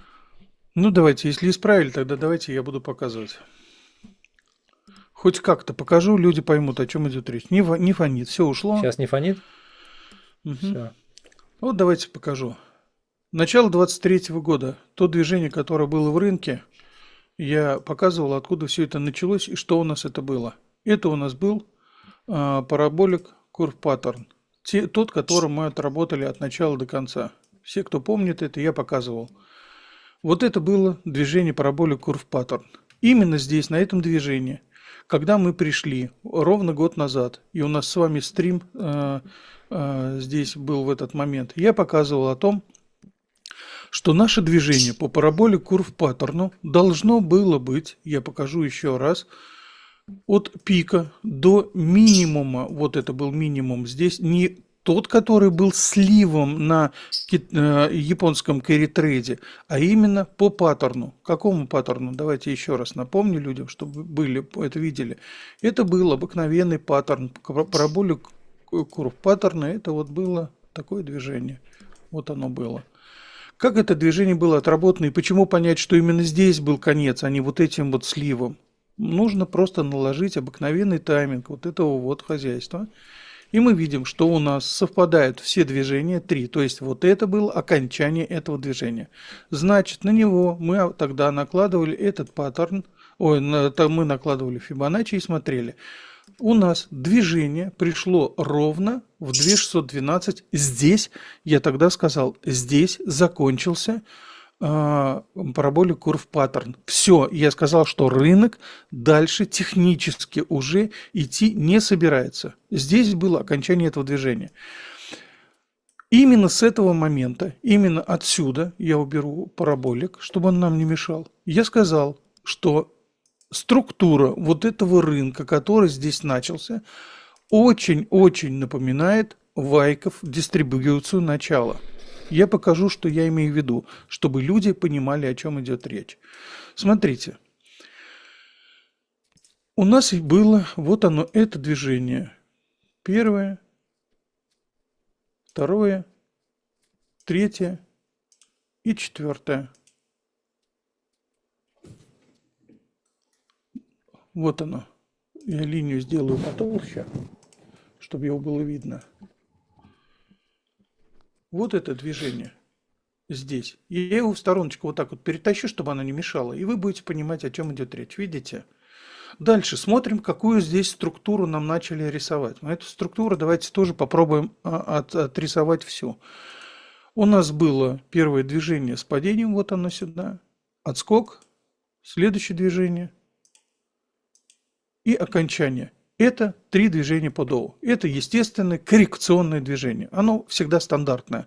Это стандартная коррекция. Я его тоже сюда в стороночку отнесу, вот так, чтобы все понимали, о чем идет речь.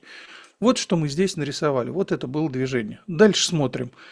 Здесь у нас была проторговка, и я сказал, что именно вот в этом моменте, я думал, что мы здесь закончим все движение, и здесь будет по параболе Curve Pattern падение. Сейчас я покажу, что я имею в виду именно в параболике.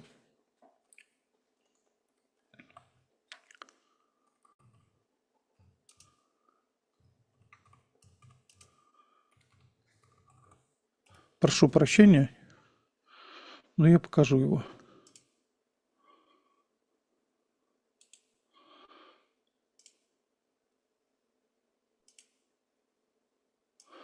Вот это движение параболик Curve Pattern. То есть я думаю, что именно вот здесь вот этот параболик Curve Pattern должен был закончиться. Вот он. Он как двигался. И мы должны здесь были падать. Но я сказал, что именно здесь должен закончиться паттерн, а дальше коррекционные движения должны происходить. Но мы не знаем, насколько они будут правильно происходить, какие они должны быть длиной и так далее. Вот этот параболик здесь сработал. Дальше мы нарисовали движение первое коррекционное. И по первому коррекционному движению я увидел, что здесь рисуется структура распределения Вайков, потому что это было первое его движение. Дальше. Я начал смотреть за рынком, и я в предыдущем стриме тоже сказал, что у нас идет именно обыкновенное распределение по Вайкофу. Это вот его техническая структура. Мы увидели основное движение роста, и все думали, вот оно такое вот у нас должно было произойти. Вот видите, я соединил, чтобы все понимали, что дальше происходит. Смотрим, что здесь произошло. У нас было первое движение, а дальше опять коррекция. Проверяем, сколько у нас было движений. Раз, два.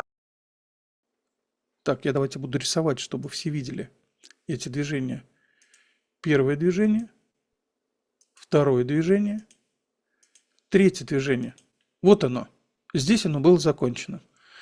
Вот это вот вынос был, если помните, тогда начал очень много закупать Сейлор. Я сказал, что это движение выбивается из всего графика, но это является той же самой стандартной структурой продолжения. Теперь посмотрите, вот я соединил.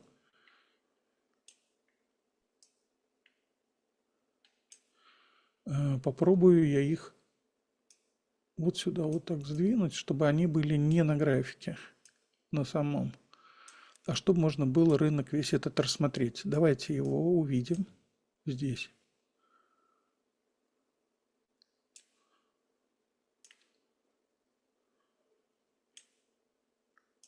Это то, что сейчас у нас здесь присутствует на этом рынке. Увидели вот эту структуру? Нормальный человек видит, что здесь идет распределение, здесь продается. Почему продается? У нас есть очень четкие границы первого паттерна, верха паттерна. Есть четкие границы движения по лоям. Видите, как двигается? Мы здесь лой не перебили. Вернее, не лой перебили, не дошли даже до самого нижнего лоя. И у нас произошел здесь разворот. Именно так и работает паттерн дистрибуции Вайкофа. А теперь смотрите, я его сейчас попробую найти сюда, притащить. Наше движение, дистрибуция Вайкофа. Вот она. Мы находимся именно в распределении Вайкофа. Именно сейчас рынок готовится к движению наверх. Мы увидим хай, потому что именно здесь видно, что движение последнего пика превосходит предыдущие пики. И это находится, если вы откроете описание самого паттерна распределения Вайкофа, сетапы, как угодно назовите, вы увидите, что именно это движение будет окончанием движения, и оно будет намного выше предыдущих хаев. То есть мы, во-первых, увидим атаж, то есть увидим хай по биткоину, и мы находимся сейчас в структуре будущего роста. Вот я считаю, что рынок наш именно вот сейчас так и работает. Посмотрите внимательно. Вот этот паттерн, как выглядит, как он отрабатывает. Вот так он именно отработал.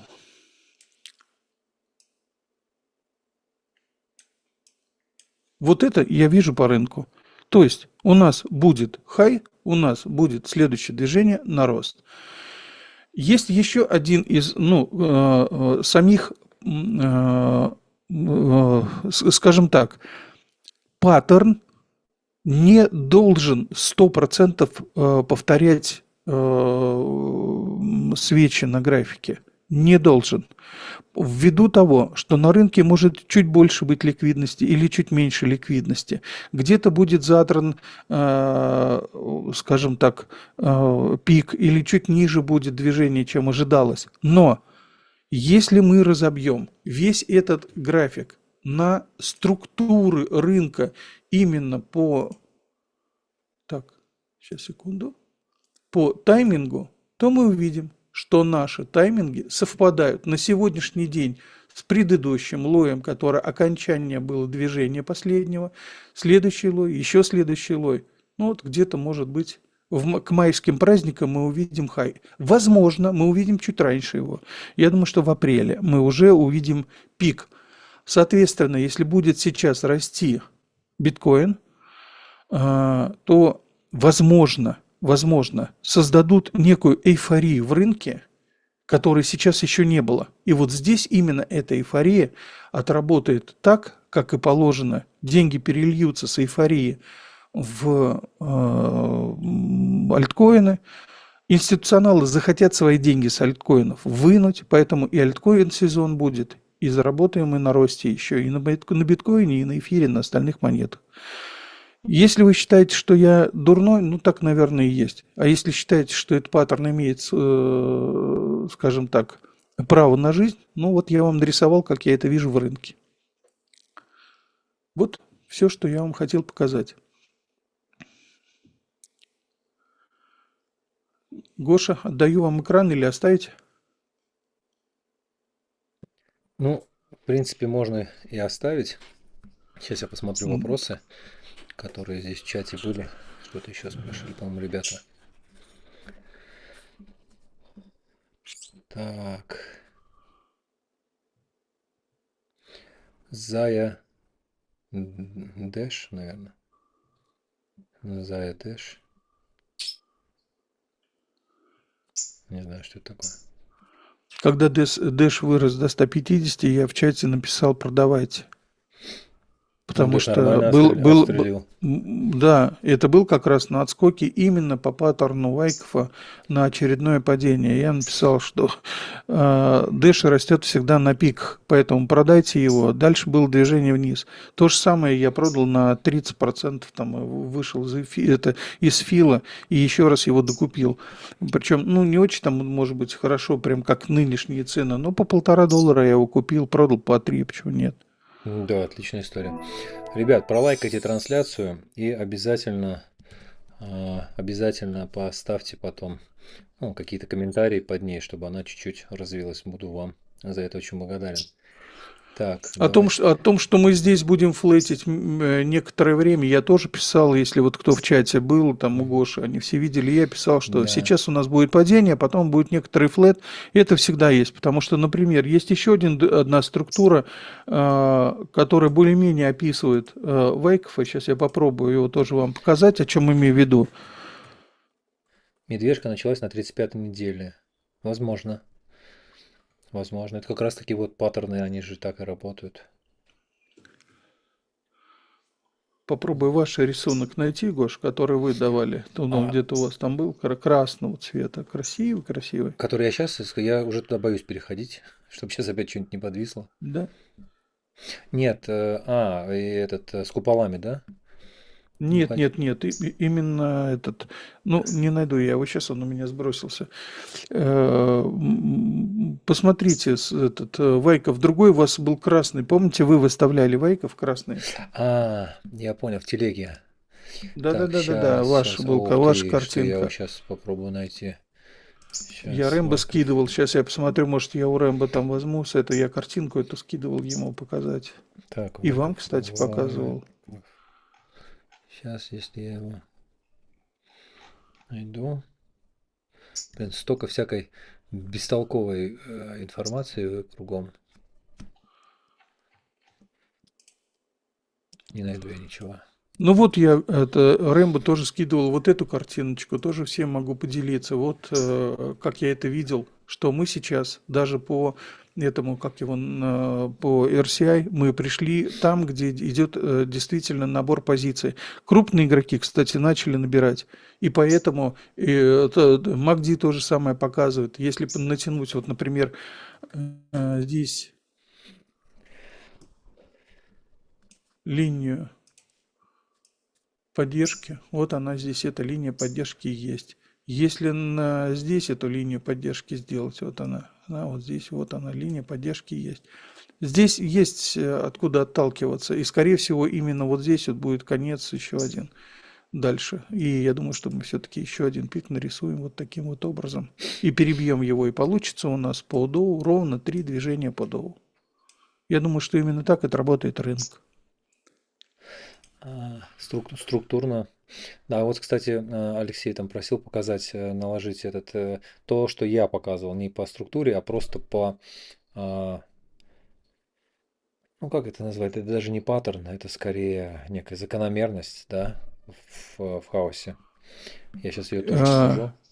Есть, вот у меня видео на Бусти, вот если вы зайдете ко мне на Бусти, у меня есть несколько статей обучающих. Одна из статей как раз именно теория хаоса и правильное распределение в хаосе. Вот сейчас как раз управляемый хаос. Вот, кстати, я тоже сбрасывал это Рэмбо картиночку, если кто-то управляемый хаос или управляемая энтропия, да? Да-да-да, есть это вот там вот у меня. Тоже я, обратите внимание, как отработал Market Cypher. Он показывает, что именно сейчас здесь идет следующее движение. Обратите внимание, как четко работают тайминги. Поэтому, если кто-то говорит, что теханализ не работает или этим рынком никто не управляет, ну, посмотрите внимательно. Все здесь есть. Видно, как кто управляет, где управляет, каким образом двигаются. Кстати, я Если вы не хорошо знаю, как можете... работает Market Cypher изнутри. Да, ну вот я тоже это Ну, потому что показал. на моем индикаторе он является одним из основных, по сути, Вот я те же тоже самые движения. показывал, тоже, по-моему, вот Рэмбо скидывал, показал, вот они все, третьи движения есть, что у нас следующий отскок, и дальше уже будет именно текущее падение. То есть в медвежку мы перейдем чуть позже. Возможно, рынок будут гнать чуть раньше. И вот апрель месяц, я рассчитываю, что в апреле будет хай. По крайней мере, в апреле я уже буду все продавать к чертям. Хорошо, я уже все продал к чертям давно. Так, что, ну я в принципе не то, что вы будете продавать у вас, я это даже не покупал. Так, начнем с вопроса. Вот Марина Ал- просит все время Алла, показать чуть эфир. выше. Ну, эфир мы Марина же... все А, время... вы еще не показали эфир? Да, я не показывал Давайте, эфир, но давайте, я покажу. По давайте. эфиру сейчас не стоит ничего такого супер естественного ждать. Ой, у меня даже тут разбивочка есть. Видите, с таймингами все красиво. Обратите внимание, мы находимся на середине тайминга движения. Именно отсюда опять пойдет движение вверх. Меня спрашивали, сколько я жду в этом сезоне. Минимум 15 я жду по эфиру. По максимуму я говорю, что он может стоить и 25, и 60. Даже не сомневаюсь, что он будет стоить минимум 15. Вот даже не сомневаюсь. А то, что он будет где-то стоить 25 и 60 вот в этом пределе, ну давайте посмотрим. Если мы натянули Фибоначчи, то есть я натянул и проверяю, вот оно по движению, поэтому по всему движению, вот оно у меня есть, то у нас следующее где-то в районе 7, а 2,618 это в районе 12,500. Вот от 12 до 12,500 как минимум он придет, но я жду выше. Я жду вот, наверное, 3,600, это вот сюда. До пятнашки догонит, я думаю. И поэтому Том Ли, который постоянно говорит, что будет рост, он не ошибается. Я думаю, что он не ошибается. Мгм. Тут Вот, был вопрос, так вот, интеграция с глобальным рынком, это я прочел. Что скажете, МС, по ситуации на рынке в общем? Так, надежда на рост бесконечную, это уже вы сказали, бесконечная укатка, все, что есть на рынке, и думаю про биток, само собой. нет Так, это укатки, сказали. нет ничего. У нас рынок работает так, как ему положено работать. Я его уже показал. А, Вся структура в рынке отработана, вот она есть. Ее можно просто посмотреть и поверить ей. Я же вот этот график я нарисовал без картинок, без всяких. Если помните, при вас же я это все нарисовал. И было все это м. движение видно. Вот оно, как отработал. И Да вы нет, что посравните, что все это движение, Вайков можно не обсуждать, он понятно, что он работает. это стопроцентный Вайков. Поэтому, Да если что вы. это Вайков, если действительно он 100% отрабатывает и он показывает эту структуру, соответственно, надо просто с этим смириться и торговать по рынку. Нельзя против рынка идти, ни в коем случае нельзя. Спорить с рынком нельзя. Сейчас Вайков. Если кто-то говорит, что нас сейчас завтра укатают, да возможно укатают. Мы же не знаем, что придумал там этот бедный Трамп. Он сидит там каждый день придумывает. Может быть, у него в ближайшее время отменят его эти, как их называют, которые он вводил тарифы. Возможно, отменят эти тарифы. Может быть, приостановят. Может быть, ждут, когда с Трампом там плохо все будет. Возможно. И, возможно, это и уронит рынок. Но пока структура показывает, что будет рост. Ну вот насчет Я против не рынка, медведь. Я смотря, в данном случае я бык, очень серьезно бык. ну вот против рынка, смотря что, есть и трейдеры, которые идут против него, контртрендовые стратегии тоже есть, но они обычно короткие, локальные, они не предусматривают позиционных трейдов. Можно, но это уже для определенного склада ума людей. Кстати, вот в этой книге, в одной из книг магов рынка, про такого трейдера он брал интервью, но тот не, ну, имя свое не назвал, было под вымышленным именем. Но он именно контртрендовый товарищ. Так, Алла спрашивает, Алла Руть спрашивает, при небольшом депозите не всегда есть возможность купить холодный кошелек. Как правильно хранить монеты, на что стоит обратить внимание? Я храню и пользуюсь и очень доволен, лично если обо мне, Эксодусом. Прекрасный кошелек, ключи у вас. Сид-фраза на бумаге, на файле в 3-4 местах, пароль в голове. Ключи обязательно сохранить и выписать отдельно. По каждой монете есть ключ. Отдельно на биток, отдельно там USDT-шка есть практически вся. И эфир, и Solana, и, значит, естественно, Tron.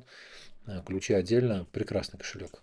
И, кстати, у них очень хорошо работает связь. У них бывает, что при обновлениях теряется депозит. Там лежала, ну, такая нормальная сумма на Exodus. И в какой-то момент я захожу, и там 0. Я такой думаю, ни хрена себе, я жене показываю, говорю, смотри, говорю, по-моему, нас взломали. Я говорю, ну я очень за безопасность, как бы так. Слежу, понимаю, знаю. Я говорю, меня не могли украсть, что-то произошло. Я написал в поддержку. И мне поддержка ответила, не переживайте, такое бывает, обновитесь, подождите, все появится. Завтра будем на связи, завтра утром все появится. Я говорю, спасибо, а то я переживал. Там такие улыбочки, говорит, ничего, бывает, я понимаю. Так причем она Можно, англоязычная, я через переводчика можно сниму. я еще тоже человеку отвечу, пока он по Вайкову спрашивает? Давайте. Вопрос был такой. МС, если завтра будет 74 по битку, продолжите держаться за идею Вайкова. Я вам отвечу очень просто, глядя на график. Посмотрите внимательно, откуда все это движение началось. Вот, желтую свечу, возможно, было видно вот, полосочку. Смотрите внимательно. У нас был здесь паттерн.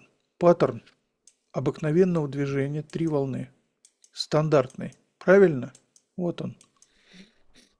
Но вот это выпадение этой свечи, это обыкновенный форс-мажор или выпадение из паттерна, но паттерн все равно вернулся сюда, потому что маркетмейкер ведет рынок. И этот маркетмейкер точно знает, куда он хочет зайти и как. Поэтому, если вдруг мы сейчас здесь видим немножко другое движение, и, допустим, здесь будет это движение, и оно, допустим, тенью свечи уйдет ниже этого движения, но потом свечка вернется сюда, то это не будет нарушением структуры, потому что либо следующая свечка будет уже на рост, и тогда мы увидим рост дальше продолжения рынка именно по Вайкову. Поэтому, возможно, заколом, пожалуйста, но это не значит, что нужно срочно переобуваться. Движение рынка всегда определяет его структура.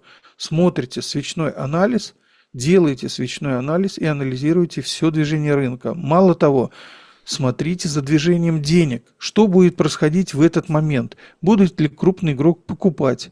Или крупный игрок будет продолжать дальше дампить? Вот от этого будет зависеть. Сейчас мы находимся в структуре будущего роста. Сейчас. Возможно, через месяц они попробуют двинуть дальше движение вниз, но опять же, мы будем смотреть за тенью свечи. Будет ли эта свечка закрыта ниже движения паттерна? Опять же, если вы помните, вот эту структуру, 3 пика и дом с куполами, который я вам рисовал в прошлом сезоне, кто следил за мной, тот понял. Я рассказывал о том, что в данном случае структура самого паттерна была нарушена, так как она была. Структура именно вот этого паттерна, она была наклонной. Вот она была, вся структура этого паттерна. Она двигалась именно по наклонной. Хотя на самом деле этот паттерн должен был выглядеть другим образом. Он должен был вот так выглядеть. И этот пик должен был быть намного выше. Именно поэтому я считаю, что маркетмейкер может хулиганить на рынке. Он всегда хулиганит, он будет это делать, потому что он прекрасно понимает, что вы учитесь, вы хотите учиться, соответственно, вы можете изменить свою стратегию. Но маркетмейкер делает так, что вы не смогли сориентироваться в рынке, поэтому, возможно, и здесь могут нарисовать небольшой закол. Слово «кто» может? Маркетмейкер может. Кто? Не боженька, который там сидит на небе. А маркетмейкер может здесь сделать вот это трехволновое движение по доу, изменяя саму структуру всего этого движения доу. Он может вот так ее сделать. Но опять же, мы будем смотреть именно за последней тенью свечи. Она может быть куда угодно. Она может вон сюда прийти. Мы же не знаем. Но вот где будет закрываться само тело свечи, там и будет сама работа паттерна. Я думаю, что я ответил. Так, Марина, да, вижу. Марина. Все? все вопросы. Да. А, Как посчитать Фибоначчи будущие хаи рынка? Смотрите внимательно. Я уже показывал, как можно рассчитать. Переворот, что ли, Попу. имеет в виду? Нет, нет, я понимаю, он говорит, как можно рассчитать на движение.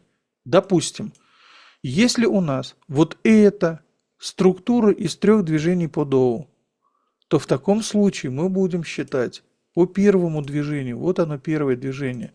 Видите? 1,0618 у нас сюда пришел рынок.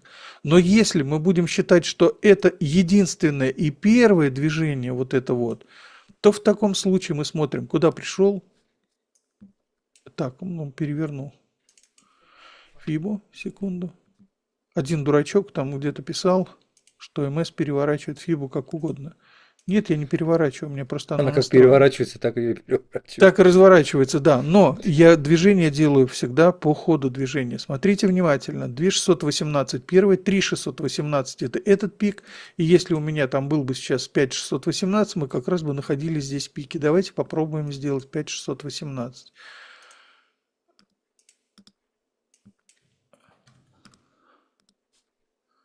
И давайте сделаем его белым, чтобы было ярко. Смотрите.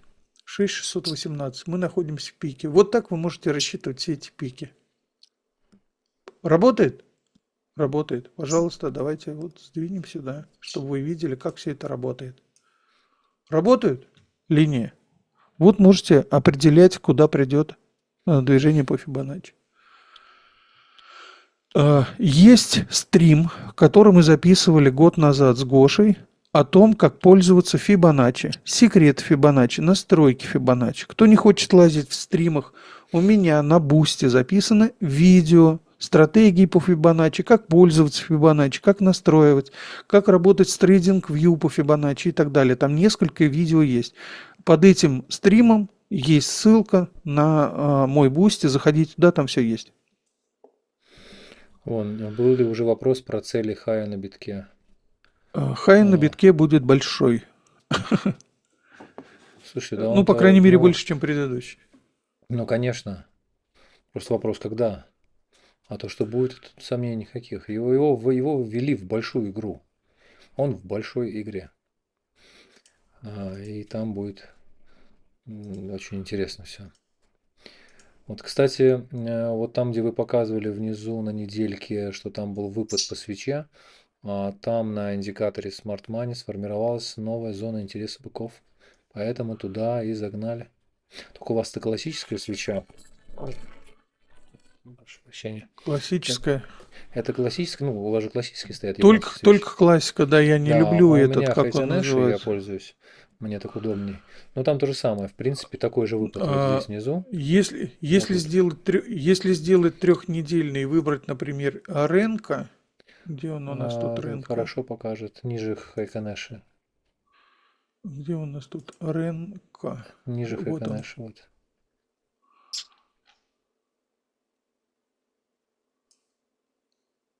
Да что ж такое-то? Что тормозит, да? Все подвисло на У меня меня. TradingView тормозит. Значит, сейчас будет какое-нибудь движение по рынку.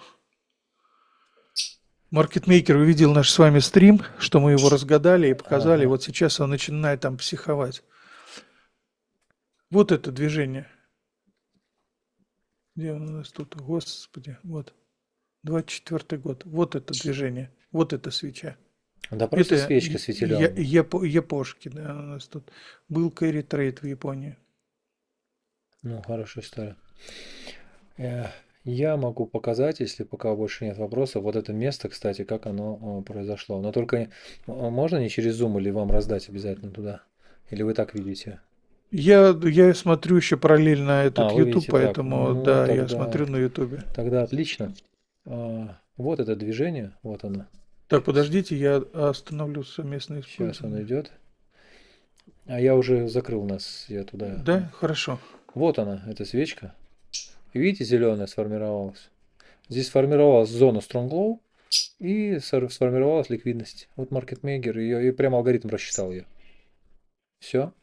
Вот и основная уже следующая потом сформировалась. Все, и погнали дальше в зону справедливой цены. Но я хотел показать не это. Я хотел показать другой прикол. Это то, что вот сейчас у нас там Алексей спрашивал. Так, сейчас я найду где-то. Это мы показывали очень давно. Очень давно я за этим слежу. Помните предыдущий стрим? Этого всего, вот этого еще не было. Этого не было ничего, когда мы делали. Во-первых, делали, когда вот этого еще не было, а потом делали, когда вот этого ничего не было. И вот здесь от периоды, от пиков, рост от пиков до халвинга, соответственно, снижение, а потом, ну, зона накопления, потом, значит, или снижение, потом рост. И вот по количествам дня, по количествам дней. То есть, как это все происходило. 78, 75, 126, 78, 127, 77, 129. Сейчас я отрисовал. И вот этого не было. То есть пик нарисовался потом. Мы пришли прямо в сам пик. И вот как фрактальная история, если не брать историю Вайкофа, если не брать историю паттернов, да, которые, безусловно, там в какой-то степени работают. На 100% я никогда ничего не говорю, но вероятность этому достаточно большая, что может это отрабатывать, потому что по паттерну крупные игроки ведут историю, а не наоборот. То есть рынок рисует паттерн, а не паттерн рисует рынок. А в этом случае могут именно паттерн брать для того, чтобы отрисовать какое-то движение. Для того, чтобы все понимали, что происходит. Чтобы крупные игроки понимали, что происходит. Они работают языком рынка. Такое тоже бывает. И вот это вот здесь, когда мы ее начинали рисовать, мы были вот тут примерно. Это в июне, летом 25 года, мне кажется, первый раз это показали. Посмотрите, как она отрабатывает. И самое интересное, что сюда же было добавлено fair price с недельки на тот момент и fair price месяц. Вот недельный, понятно, его желтым линией обозначил, а вот недельный. И то есть, если он будет отрабатывать, то мы увидим цену и зону накопления в районе 60. То, что я в начале сегодня говорил, когда мы только начинали сегодня этот стрим. В самом начале я говорил о том, что есть там три сценария, по которым мы можем, три истории, да, по которым мы можем пойти. И вот одна из них как раз-таки вероятность того, что в следующем квартале, не в первом, получается второй квартал, да, одна из историй того, что после периода накопления у нас будет снижение. И очень похоже именно отработка вот в этот период. То же самое произошло. То есть работали в диапазоне, и потом нас погнали вниз. И вот если нас погонят вниз, то мы ушли, соответственно, набирать в зону 60. И если говорить о том, какая максимальная цена, какие хаи могут быть, то, наверное, двойное сечение мы уже вряд ли достанем. Рынок стал очень тяжелый. Но в зоне аккумуляции мы, оказывается, будем всегда. То есть, если взять этот же индикатор и вернуть его на предыдущие периоды, а он очень хорошо работает. Помнишь стрим мы делали с хамстером? Надо, кстати, Кирилла собраться еще раз. Отличный был стрим. Кирилл говорил, Кириллу что передаю пламенный привет, да, Кирилл, тебе огромный. привет Да, огромный, дай бог если ты тебе нас здоровья. посмотришь. Поздравляем тебя с Новым годом. Да, Кирилл, надо все Кирилла хорошо будет. обязательно собраться всем вместе, либо у Кирилла, либо здесь. Вот еще раз это обсудить. И Кирилл говорит, что они очень плотно разбирали этот индикатор, как технари тоже. И вот он один из немногих он-чейн индикаторов, который прекрасно себя проявлял. Единственное, что в связи с тяжестью рынка мы перестали уходить на там, трехкратное, пятикратное, восьмикратное фибо по золотому сечению. То есть, если мы в начале рынка уходили вон туда на пятую полосу, пунктиром видно, потом уходили на вторую, то есть на третью, на вторую, потом еле-еле до первого, получается, пятикратного, да, увеличения дошли по фибо, то потом мы уже торговались в зоне трехкратного и двухкратного. То есть доходили до красной, до синей, до красной. А сейчас мы в нашем пике дошли только до зеленой. Мы до красной даже не потрогали. Но вероятность того, что мы к зеленой будем ходить, очень большая. Если говорить о пике, куда нас притащат в следующий раз от сегодняшней цены, то это минимум в следующем забеге 162 мы увидим. Но это 162 подвинется к 200. 162 сейчас. Алгоритм будет пересчитываться после движения вот здесь внизу, ниже 350-дневной цены. Он пересчитается. И я, например, в следующем забеге бы ожидал цену в районе 200. 200 плюс. Если не случится каких-то глобальных опять там эйфорических историй, когда цену могут загнать куда угодно, и мы никак на это не сможем повлиять. Надо будет следить вот за этой историей, за тем, что будет происходить на биткоин ETF. Вот, ну, вот это прям, ну, трудно не отслеживать, да. То есть слив там за миллиард, ну, как бы понятно, там 1,3 миллиарда. 1,1, прошу прощения, 1,113. Ну, как бы надо смотреть, это минимум, надо смотреть. А максимум доходил до 1,373. То есть почти полтора лерда залили буквально там за какие-то там, за какой-то месяц, даже меньше месяца. Ну вот, так что интересно будет понаблюдать, как наблюдаем. Если будет отрабатывать так же, ну, значит, соберемся вот здесь в районе 60 на этой ликвидности. 60, с нижней границы 53. 53 вряд ли, а вот 70-60 вполне себе вероятно. Ну, все, наверное, то, что хотел показать, по сути. Если больше каких-то глобальных вопросов нет, а,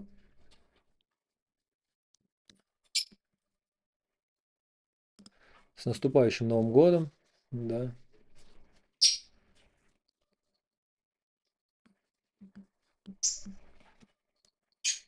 Они пришли забрать ваши деньги. Научитесь держать свои эмоции в руках. Будьте умней и берегите свои.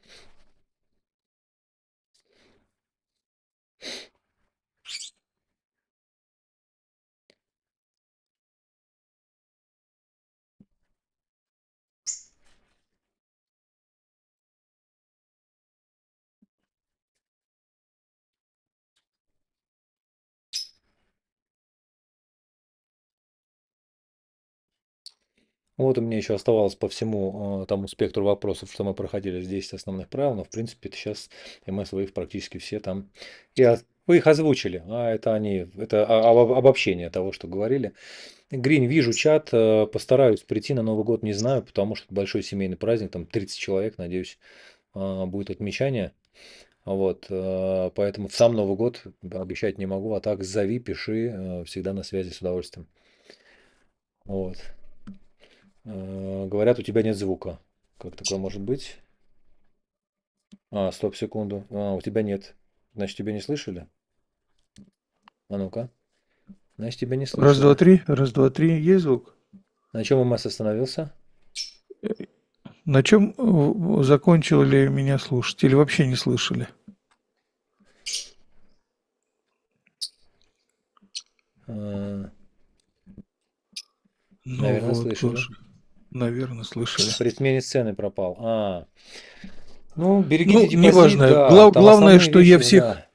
да, главное, что я всех поздравил с Новым годом, с наступающим. Миллион вам денег каждому, в вашем семье огромное количество достатка. А, Этот год был трудный для нас, следующий год будет еще трудней. Нет, не-не-не, подожди. Этот год был плохой, а следующий будет хороший. 26-й должен быть хороший год. Кто Я сказал? думаю, я. А по всем Потому что... показателям должен быть слив Не. везде, по всем рынкам. А это не значит, что он плохой. С каких пор Ну, слив это значит, плохо? хороший. Это хорошо, Совершенно купить верно. можно. Я сижу в USDT, можно мне купить что-нибудь? Я заперся Хорошо. в недвижку и в USDT. И недвижка встала, и с USDT ничего не сделаешь. Поэтому я Представляете, надеюсь, еще встанет поэтому, еще и USDT, вообще да, капец. поэтому я надеюсь, что я смогу распродаться на следующий год и, по крайней мере, закупиться хотя бы на какую-то часть. А, Ребят, спасибо всем, кто был. Вообще, говорит, не было слышно тебя. Ну, Ну и МС вот видите, так всех бывает, да. поздравлял, всем передавал хорошего всего в новом году. В общем, в целом вообще, говорит, не было Всем слышно. счастья, удачи, любви, Да, здоровья, всем тишины, спокойствия. Берегите свои нервы, лечите нервы. Самое берегите главное. депозиты, нервы, Берегите близких, депозиты, берегите да. близких. Это, наверное, самое главное. To the Вот. moon впереди, альткоин сезон впереди, все монеты вырастут, не переживайте и главное не отдавайте свои деньги маркетмейкеру, который пытается вас обмануть и сказать, что альтсезон не будет. Будет, по-любому все будет. Вот, да, самое главное, берегите здоровье, берегите близких, пусть Новый год принесет больше успехов в бизнесе, в проектах, в учебе, в саморазвитии, во всем, в духовной сфере, во всем, что для вас будет, наверное, самым важным и самым главным. Ну, мы с вами, надеюсь, увидимся в следующем году. Вот, обязательно сделаем стрим на моем канале. Вот, Грини зовет на канал, к нему схожу. Я надеюсь, что сходим к Кириллу тоже поймаем. Еще ребят много кто, с кем можно. Так что всем спасибо, всем пока, всех обнимаем и до новых встреч. Обязательно пролайкайте, подпишитесь, если вы еще не подписались. Вот, обязательно. Потому что, ну, для нас это очень важно. Вот. Ну, МС, тебе огромное спасибо за то, что сегодня был с нами. Да, я вот сейчас опять в нос закапал, таблетку запил. Все нормально, всем спасибо, и вам спасибо за приглашение.